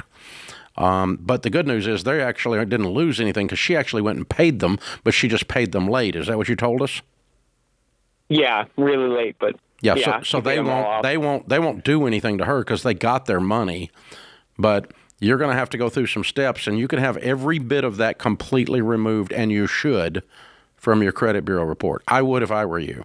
Do you want to work on that? If you want to work on that, I've got somebody that will help you do it. No, you're not going to do it. Okay. You're not going to do it. That was a long pause. That's okay. That was a big You're not going to address your mother ever again. Okay. So anyway, you're going to live with this then, and you're just going to live with it. And over time, after it's been on there, after the account has no activity for 7 years, it will completely fall off. But if you want to address it, folks, Xander Insurance's identity theft will take care of it. And if you have their identity theft in place before this happens, which he couldn't have known, he was 4 years old. But I was going to offer him Xander, but I'm not now because I don't think he's going to do it. So I'm not going to waste my time. All right. Ben is in Jacksonville, Florida. Hey, Ben, what's up? Hey, sir. Thanks for taking my call. Sure. How can we help? So I think I'm on baby step 6, but there are 2 asterisks. One, I don't know if I've saved enough for my daughter's college, and 2, I still have a rental house that's not paid off. But rental house would be in baby step 6, and 4, 5, and 6 run simultaneously. Okay. Not progressively. And so if you're on baby step 4, you're on baby step 6. 4, 5, and 6 run at the same time. Okay. So we're saving for 15% for retirement. We're saving towards kids' college. If you think you got that done, you could stop that, and then you continue on, and that would put more on baby step 6, which would be to clear off mortgages in baby step 6. Okay. Is that logical? It does. Yes, it is. Okay. How much you got saved for the kiddo? About $40,000 in the 529. How old is she? She's in kindergarten. She's about to turn 6. You got enough. And I also have a GI Bill. You definitely got enough. You did a great job. Thank you for your service to the country, and thank you for being a great dad. Way to go, dude. You're crushing it. Yeah, both of those. You got an A+ on both categories. Well done.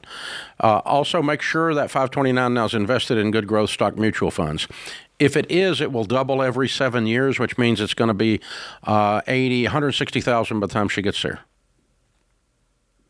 I think that should be enough. Yeah, that's what I said. Yeah, I think it's enough. I think you're done. Box is checked.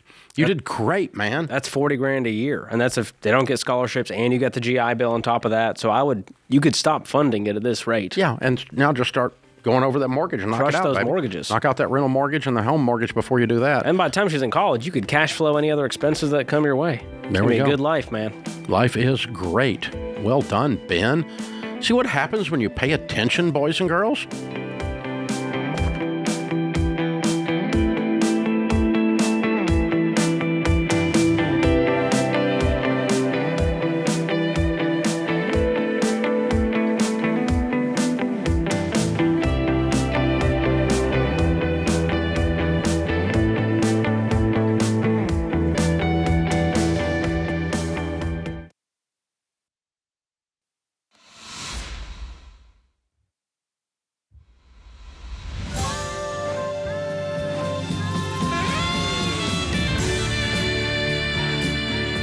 Welcome back to the Ramsey Show in the Fairwinds Credit Union studio. I'm Dave Ramsey, your host. George Kamel, Ramsey Personality, is my co-host today. Jordan is in Minneapolis, Minnesota. Hi, Jordan. How are you? Hi, I'm doing good. Thanks for taking my call. Sure. What's up? Well, I am currently 42 years old, have my house paid off, no debt, own all of my cars.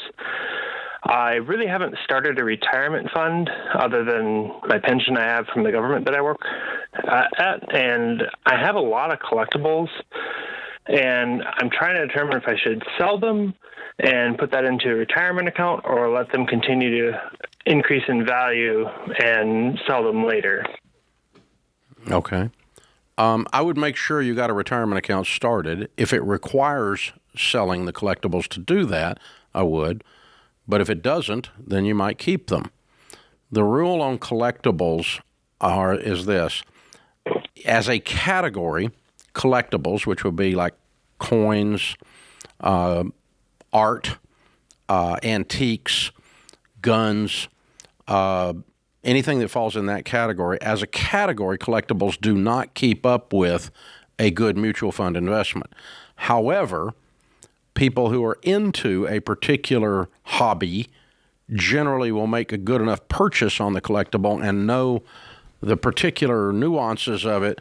For instance, a car collection, a person that's really into cars, you can make more on that because you have knowledge in it than you would make on a mutual fund.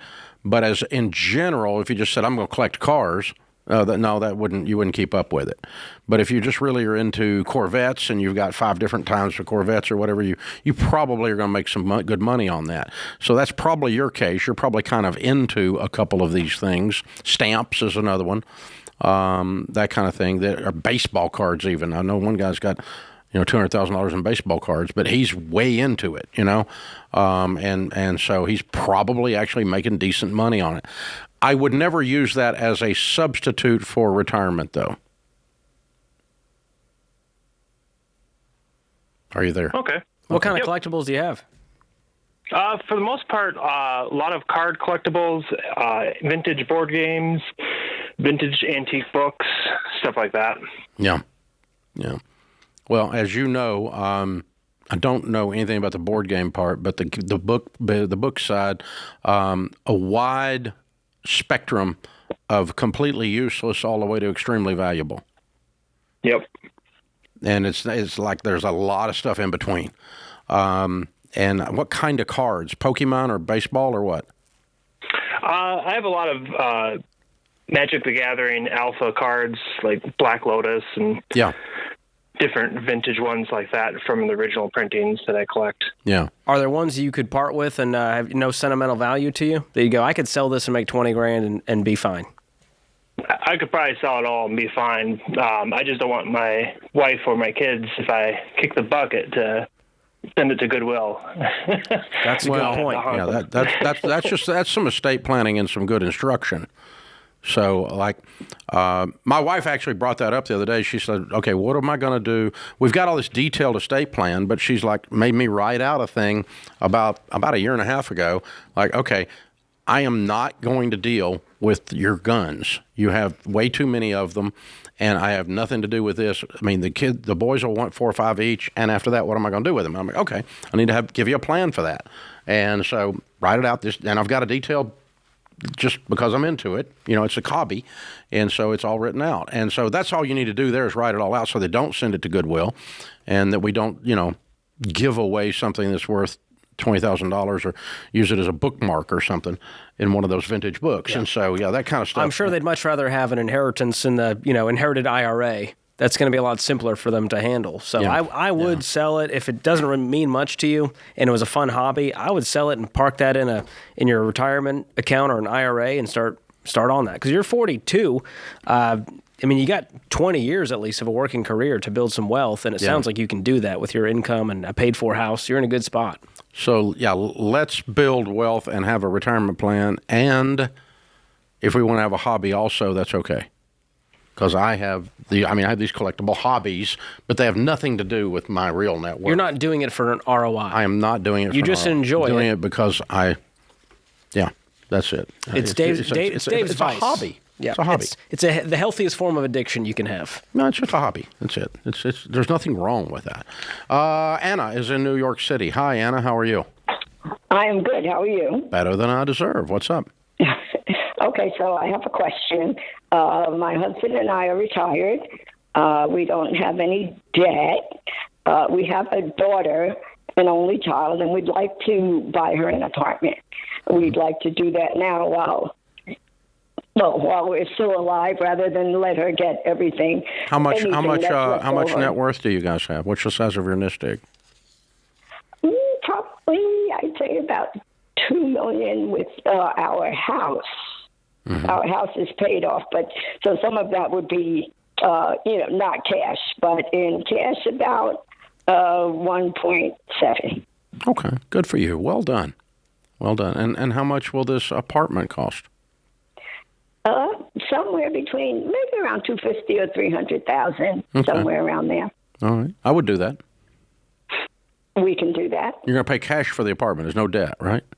Nope, we don't want to. Yeah, that's another question though I had. Would there be any advantage? No. To get no. No, we don't want that. We don't want that's a disadvantage, because then you're not giving her a blessing. You're giving her a curse. Right. Mm-hmm. Yeah. No, we don't want to do that. Right. Mm-mm. Now, what I would do, I had a friend of mine that did something like this, and he said he asked her to sign a one-page letter promising to never borrow money. Right. Mm-hmm. So that she doesn't go get a boyfriend and refinance this to buy him a pizza store. Oh no. Oh, yeah. That happens every day, right? I never thought of that, but I did think that maybe, borrowing money just because maybe she mismanaged her own. Now, that would work too, So, no, you can't. You have to promise us. It's not a legal contract. It's just a moral contract. You have to raise your right hand, sign a letter stating, I will never borrow money again, Mom, and I'm going to use the fact that I have a free apartment to create wealth since I don't have a house payment. Mm-hmm. Mm-hmm. And how can we help her do that?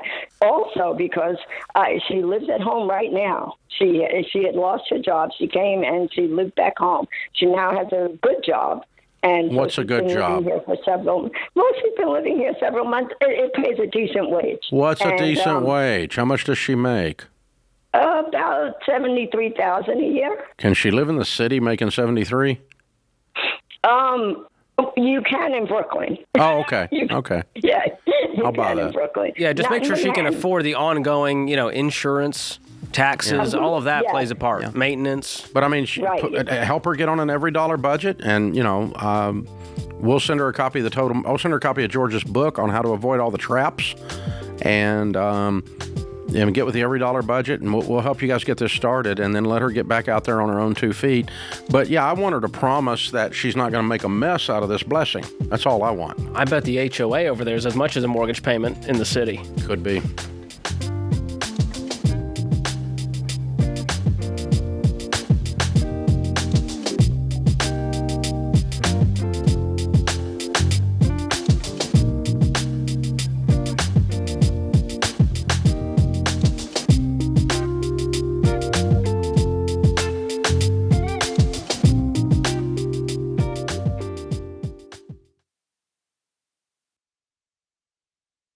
Hey guys, I've got big news. The Ramsey Show is going on tour, and this is your chance to be more than just a listener. You get to be part of the show. So hear questions asked live and experience the kind of momentum that only comes from being in the room. We'll be in Charlotte, Denver, Phoenix, and Anaheim with a limited number of seats in each city. So last fall, we completely sold out in 72 hours. So do not wait. Get your tickets at RamseySolutions.com/events or by clicking the link in the show notes.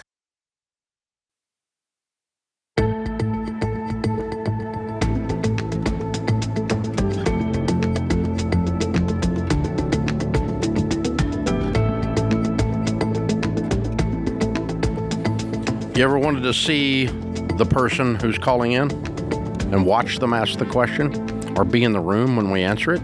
Well, now's your chance. The Ramsey Show is going back on tour, live recordings with live studio audiences, and you can be in the audience and watch the Q&A happen because all the questions will come from the microphone on the floor.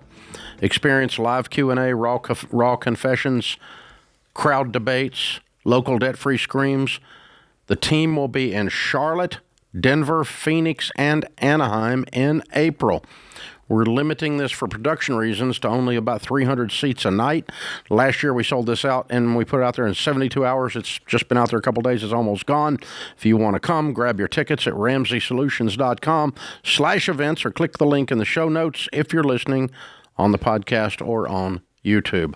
Rhonda is with us in Virginia Beach. Hi, Rhonda. How are you? Hello. How are you? Better than I deserve. What's up? I recently just found out my husband is in debt. Separate accounts, my name is not on it. The main thing I want to know is judges are normally favorable on the other spouse's side if this debt was created secretly and in his own account. And I'm not in debt on my side. So I was just wondering, have you heard any stories of judges making the other spouse help pay the debt that another spouse has created secretly? Well, yeah, we've heard all the stories. I mean, for sure. There's a lot of this goes on, sadly. Okay, so how long have you been married? A long time, well over 15. Okay. All right. We've always had separate accounts. We do have one. Why did he deceive you and hide it from you? Because it's online gambling, and it's his own account, and I had to ask about it. Because he has a gambling problem. Okay, and so how much has his gambling problem caused? How much debt has it caused? $40,000. And what does he make? Oh, quite a bit, about 90. Yeah, and what do you make? Right now, 42. Okay. All right. Well, I mean, at the core of this is not really the money issue. At the core of this is two things. One is you're married to a person who has an addictive problem. Right. He's got a gambling problem. Okay. By definition, he is following all of the behaviors of an addict, the actual definition. Okay. One of those being that he's deceived. Two is that he's out of control. Okay. Okay. And so when you have to lie to your spouse and you're out of control, bottom line, we're going to define you as an addict. Anybody in our world does that. Okay. So number one problem is you are married to a person who has an addiction. Number two problem is that he has, as a part of that addiction, has lied to you and broken your trust and your heart with it. Right. Okay. So the only way that this goes forward in a positive way, the only way you have a wonderful marriage at 20 years, you're at 15 now, is that he addresses the addiction openly with you, gets help, stops gambling, gets a therapist, goes to Gamblers Anonymous.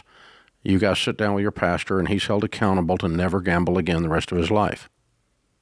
Right. And then when he does that, over time, the first 10 minutes he did that, he's been dry for 1 day, 2 days, 1 week. Well, he's not trustworthy yet. But when he's been dry for a year, you can start to trust him, and that would be logical.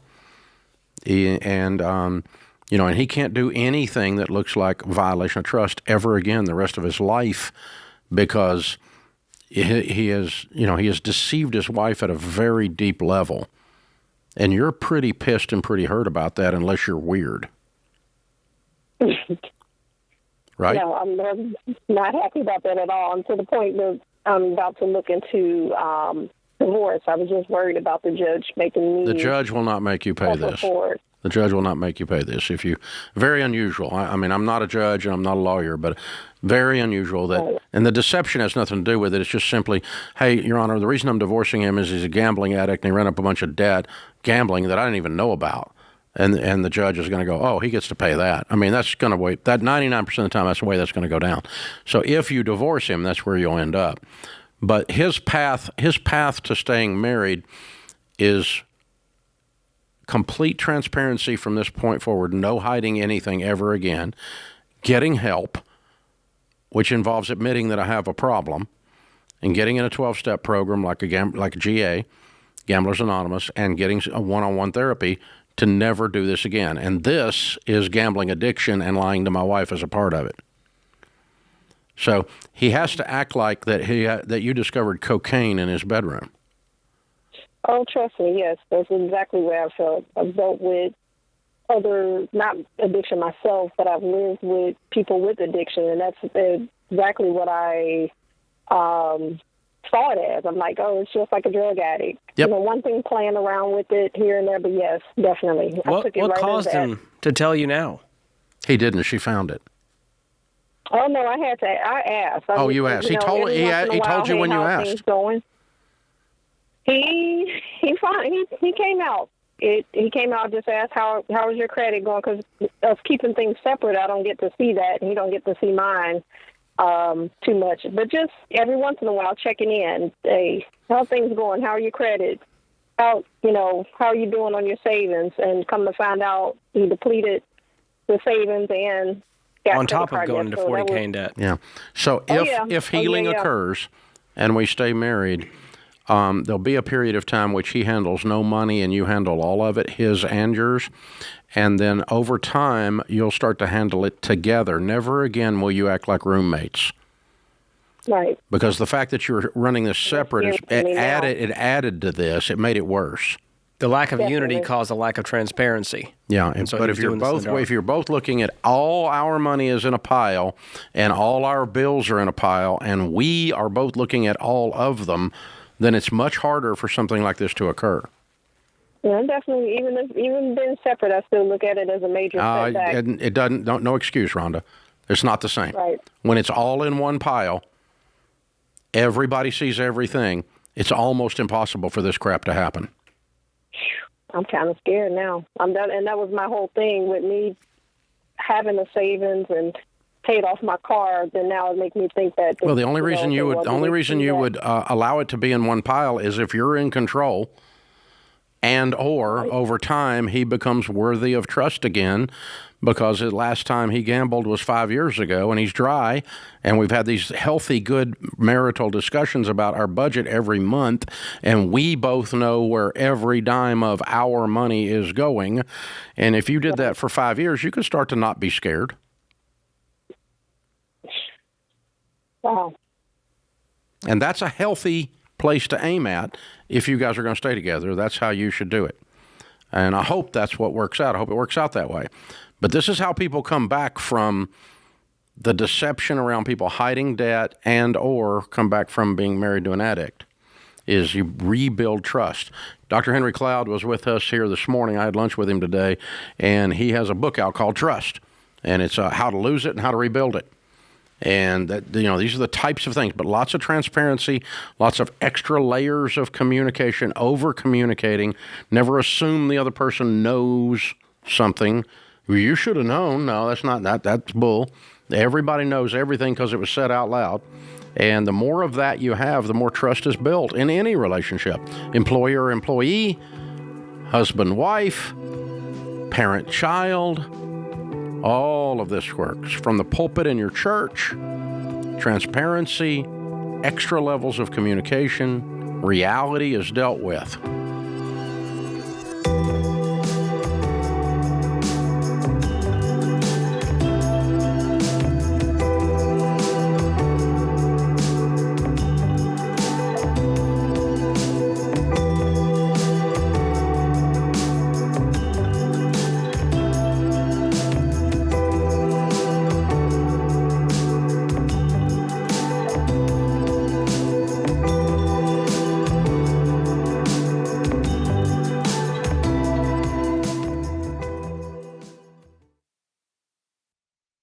Hey guys, Dave Ramsey here. Every day on this show, we help people work through real money problems and figure out what to do next. Now, You can get that same kind of help anytime with Ask Ramsey.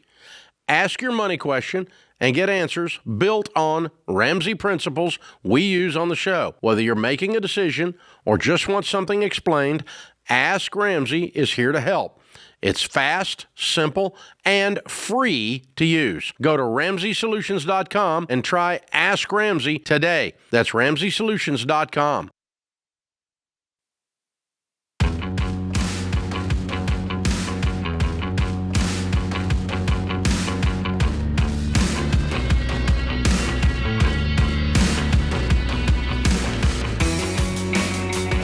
Tim and Shannon are on the debt-free stage right here in the lobby of Ramsey Solutions. Hey, guys, how are you?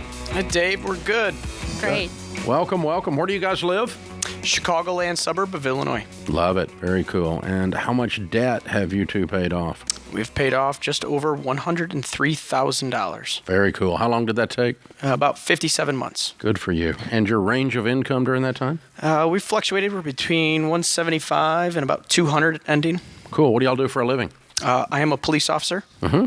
And I work in HR. Oh, very cool. Excellent. Good job for both of you. What kind of debt was the 103? It was the house. That was the you house. You paid off your house? Yes. You have a paid-for house? We do. We do. Wow. And you're a police officer and HR director. Yes. And you're not 150 years old. That's correct. How old are you two? I'll be celebrating my 40th in May. Love it. I'm 32. I love it. And you have a paid-for stinking house. What's this house worth? Just over 300, yeah. Way to go, you two. Awesomeness. How much in your retirement nest eggs? So we were calculating that. We're $400,000. All right, cool. So you're heading towards Baby Step Millionaire in just a year or two. Yes, sir. Way to go, y'all. I'm so proud of you. Thank you. What caused you to be weird?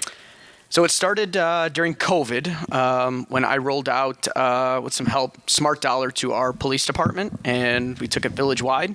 I was the training manager at the time, and Shannon and I binged that.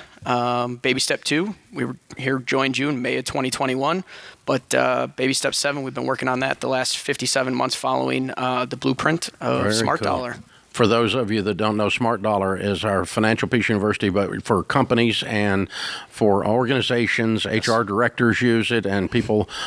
We have several police departments and first responders using it around the nation to put all their employees through. Yes. So, So like as a kind of wellness U-Haul benefit. put all their employees through. Costco put all their employees through.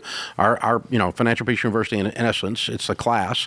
And so you led the class at your police department. Yes, I've been in charge of that since COVID. Well, thank you. Wow. That's cool. So you not only got to see yourself get out of debt, you've got a lot of your guys that are out there and gals that are out there on the highways and byways putting their life at risk. They're getting their lives cleaned up. Yeah, we saw a really strong benefit with it where we started with it just as the police department, and then we got the whole village on board. So now we have our wastewater employees have access to it, our admin clerks, everybody, the entire city now has adopted Smart Dollar. Wow, it's a movement over there. Look We're at trying you. to. And you're the guy running the whole thing, man. Way to go. Well, that's so stinking cool. Yeah, and with the police department, I always love hearing you guys do it in particular because it's also like we've had it with the military for years. Mm-hmm. And one of the things in a high stress environment like that is the in military world they say combat readiness. Being ready to go into combat with your head clear, ready to do one thing, is much better when there's no debt stress at home. I'm not worried about my car being repoed. I'm not worried about my lights being cut off. And police officers is the exact same thing. Yeah, the idea behind that is exactly that. I want the officers on a daily basis to be able to go out and serve the community but not have to worry about their finances, or at least have a plan that the idea is service first to the community and not to be sitting in their squad cars worrying about the debt, worrying about how they're going to deal with the next overtime or whatever the case may be. Yeah, trying to book some side gig, yeah. Exactly. Yeah, the whole thing. Wow. That's so cool. And so freedom, I see the blue striped shirt now. I'm getting to the blue flag. Okay. Yep. All right. What's it say on there? Debt-free family, Baby Step 7. You did it. Yeah. Custom-made T-shirts just for today. So did leading Smart Dollar, did that kind of put an onus on you guys to really get this house paid off faster? Like, was that part of the story? We hit the deadline ahead of time, but there wasn't without bumps along the way. Yeah, so we were actually here in May of 2021 and did our Baby Step 2 debt-free screen. Mm-hmm. And after that, we tried to start a family, and we're really struggling through that. So during that period, we actually sought infertility treatment. And because we were able to complete baby step 2, we were able to cash flow all of the infertility treatment. And we're able to welcome our baby girl back in March of last year. Yeah. And so I think that's really more important than anything else in the whole story. Absolutely. Yeah. Wow. So she's our why. And I think after having her really kind of put things into perspective for us to really just knock out the rest of the debt that we had, and wanted to set her up for a future that we weren't really familiar with ourselves growing up. So. I love it. Yeah. Yeah, change your family tree. And while you're at it, be an example to all your compadres, all the people you're It was, and I saw that there was such a void in the financial wellness aspect along this journey that I went ahead and took part in your financial coaching, and have since started coaching first responders across the country in workshops and one-on-one, to where a lot of employers yet have not really adopted a true financial wellness program, and this is giving them some sort of hope. Yeah. Well, thank you. It's incredible. All right. Now that you've done all of that, I mean, you not only got out of debt, you also cash flowed the fertility, and then on top of that, we paid off the house, and now you're a coach helping other people, and you've led the whole village, not just the police department, through Smart Dollar, the whole thing. Now, what do you tell people the key to getting out of debt is? Sticking to the budget is the biggest thing. Hands down. Easier said than done, isn't it? Absolutely. It is, and especially in our world of first responders, we crave on, we thrive control. That's what we have to have. So it amazes me when I hear a first responder that doesn't take control of their money with a budget. And a lot of times that's where we start in these trainings. It's just, if you can just start telling your money where to go, you're going to want to put it in a lot of different places once you start seeing where it's going. So the budget is the most crucial part. Yeah, being proactive with it. You know, it's interesting. I hadn't thought about this. So much of your training is about controlling all the variables from a safety perspective so that no one gets hurt. And policies and procedures and law. Everything guides our you start your squad car, you start the fire truck. Everything is a policy, procedure, and everything. A checklist, yeah. Just put a policy and procedure in place for your money. Wow. Just apply what you're used every day. Yep. Yeah, that's very interesting. Wow, very cool. Have you been seeing stories from the people in your village that are following the plan, also becoming debt-free? Because it's weird to talk about money with your coworkers. They're just out there with you. That is the difficulty in trying to get a chief of police or a fire chief to even say, hey, you know what, come on in and talk about this, because for so long it is that taboo topic. But it's the quiet conversations afterwards. It's after you meet in a workshop, then that person sticks around in the back of the class and then comes up and says, Tim, can I ask you a couple questions? And we're still working on it, but the fact that we're all trying is what really helps, because these first responders need that. Yeah. Well, thank you for being such a service to your village, and I'm so proud of y'all. Thank you. I mean, you're not even stinking 40 years old. You're almost millionaires, got babies coming, everything's happening. This is, what better life can we have? This is the life we always dreamed of, and it wouldn't be possible without following the baby steps. I'm just so proud of you. Thanks for embracing Smart Dollar, and I'm thrilled it worked. I know it worked, but I'm never surprised that it worked, but I'm always thrilled that it worked. It's hard, but it works. Yes, and it's worth it. It is hard. It's just easier than being broke and stressed. Amen. And freaking out for 25 years, you know. Instead, I got these 20 months of really having to lean in on this, and now you got your stinking house paid off, man. How does that feel? It's unreal. Yeah, it was December was our last payment, which again was ahead of schedule. So we've had a couple of months here, and even standing here and getting to meet with the Smart Dollar team and spend some time, it's just you're still taking that deep breath, because you know, like you said, before 40 years old, it's not real yet. No, still surreal. Yeah. We have so many options and choices we get to make now. Then what's the big thing you're going to do to celebrate? This is the year of traveling. Oh, where are we going? Yeah, what's the big trip? This was a big one. This was a big one. We're spending my 40th in Florida, so we're taking the whole family down there. All right. Wow. So we've got a couple other things, but at the end of the day, that's where we remind ourselves: money was never the goal. Money is the tool to get to the goal. Gotcha. All right. Are we going to put the baby into the debt-free scream? We'd like to. All right. Fun. And name and age? This is Keely, and she will be 1 next week. I love it. So proud of y'all. Tim and Shannon and Keely from the Chicago and Illinois area took their whole village through all the first responders, all the police department, and then everybody else paid off their own home, debt-free, house and everything. Count it down. Let's hear a debt-free scream. 3, 2, 1. We're debt-free!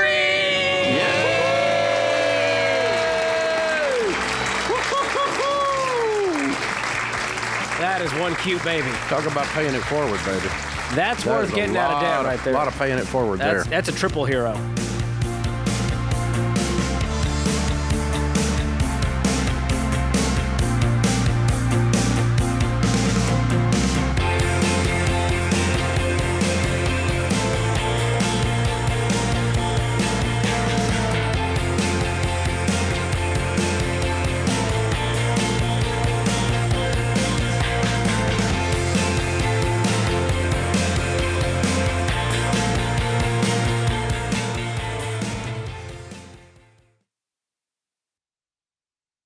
When people hear my story of paying off debt, they say things like, dang, that must have been so hard.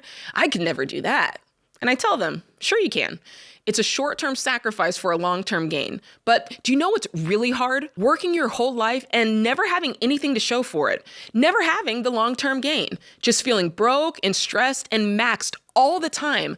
And sadly, that's the hard that most people choose. Listen, you're capable of transforming your situation and living a life of freedom, but you need the right tools to do it, like our Every Dollar Budget app. In minutes, it'll build you a step-by-step plan that's tailored to your money situation. And every day, it finds ways you can free up extra money in your budget so you can get rid of your debt and actually build wealth. So make the choice today. Short-term sacrifice, long-term gain. Choose the tool to help you get it done fast. Download the Every Dollar app and start for free today.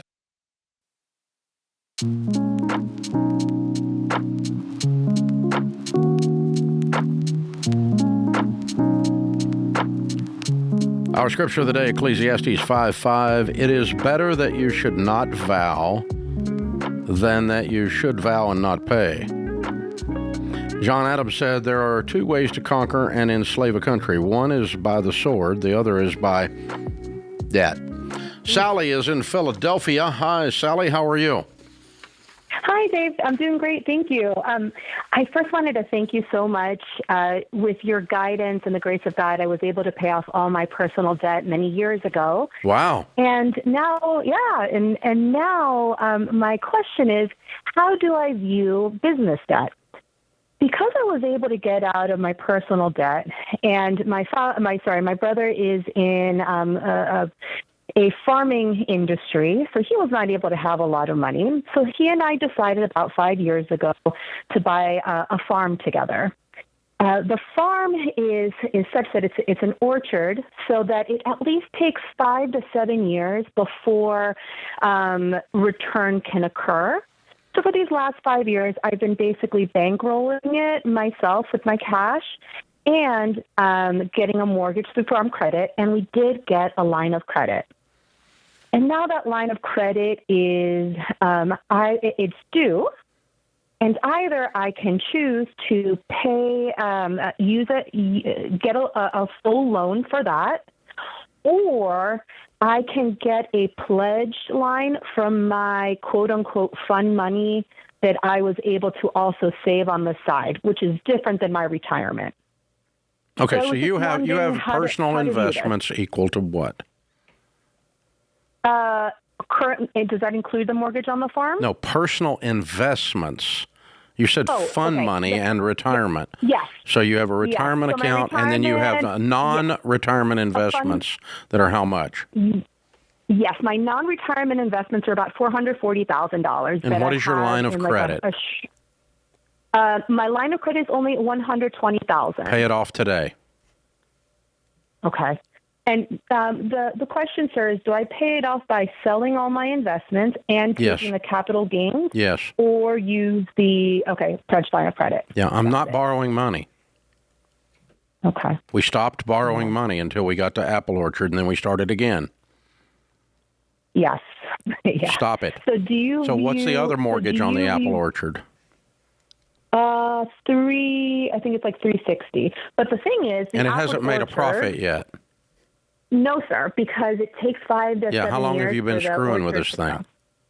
5 years. So it should be starting now.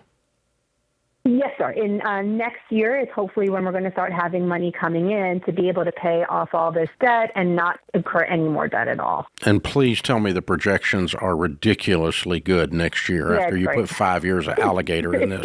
Yes, sir. Yes, sir. It's actually great. It's quite great. So like how much do you think you're going to make profit next year? Well, after the following year, it's going to be another $550,000 coming in. Out of that, it's going to be about $120 in cost. Okay, so you can pay off the mortgage out of the profits next year. Yes, sir. That's the goal, is to get out of debt as quickly as possible once the money comes in. Yeah, you don't need the money off of the orchard. You did this, both of you did it as a side gig, and you have funded it. I assume with your brother you have clear documentation that you're getting all the money you put into it back before he starts putting money in his pocket.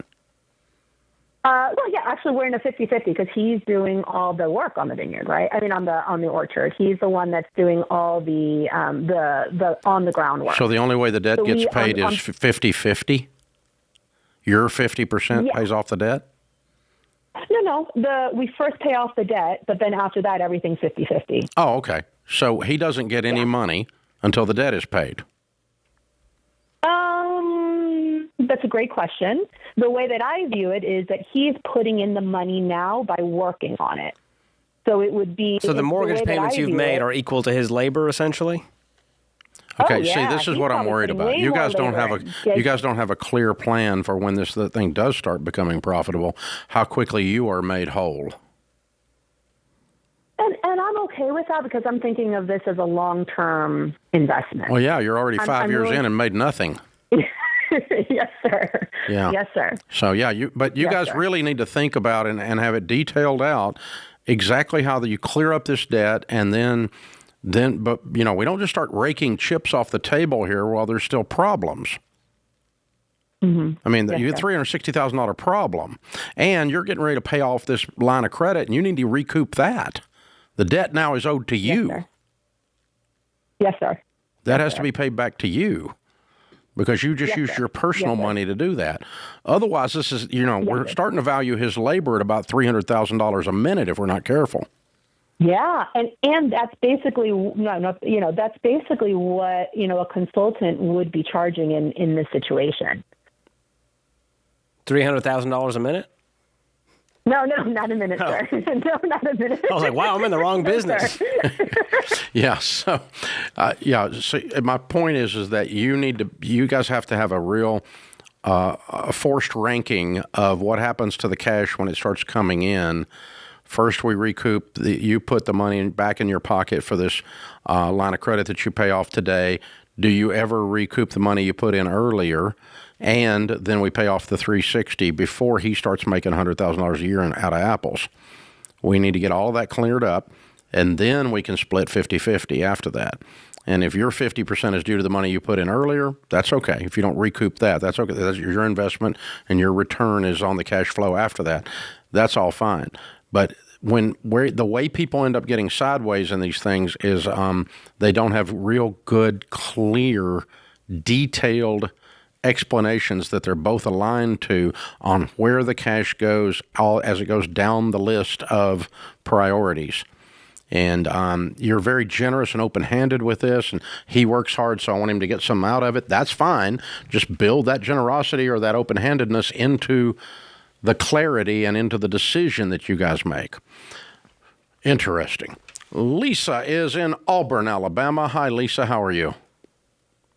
Hi, I'm doing well. How are you? Better than I deserve. What's up?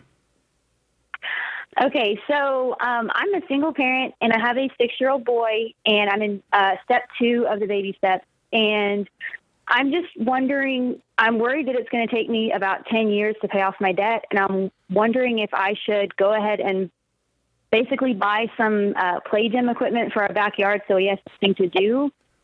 He's an only child, and he just gets too much screen time right now, but I know that will delay me paying off my debt.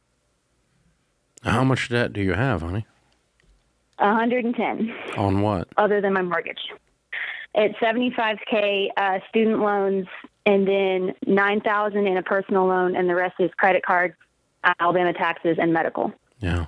What do you do for a living? I'm actually a tax accountant.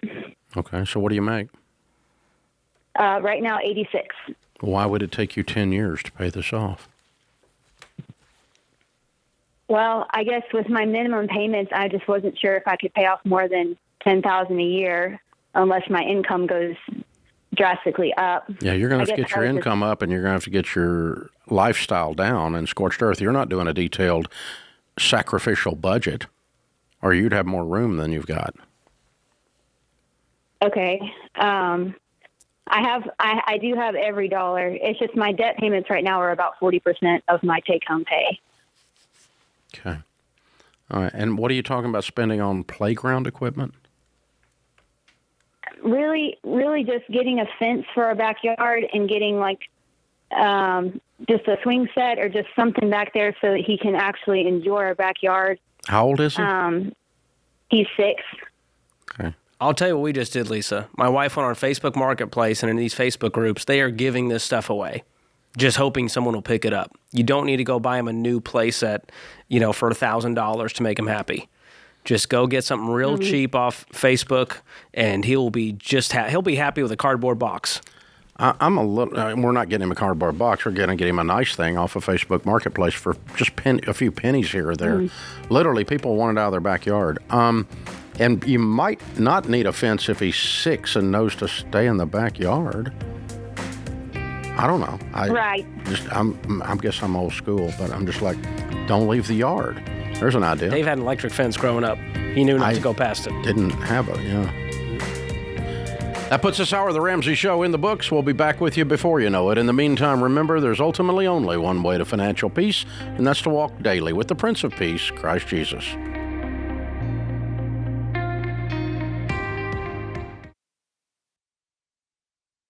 This is The Ramsey Show.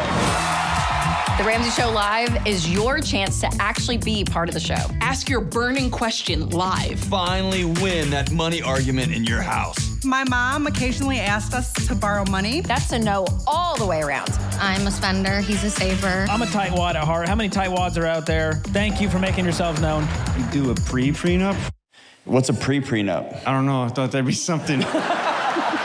The Ramsey Show Live is your chance to be in the room with other people that are on the same journey as you. There's always something you can do to better your situation. We don't sell magic wands. And so that person in the mirror, they are really the secret sauce. They are the solution. I'm really, really proud of you. That's awesome. That's pretty fun. You guys are great.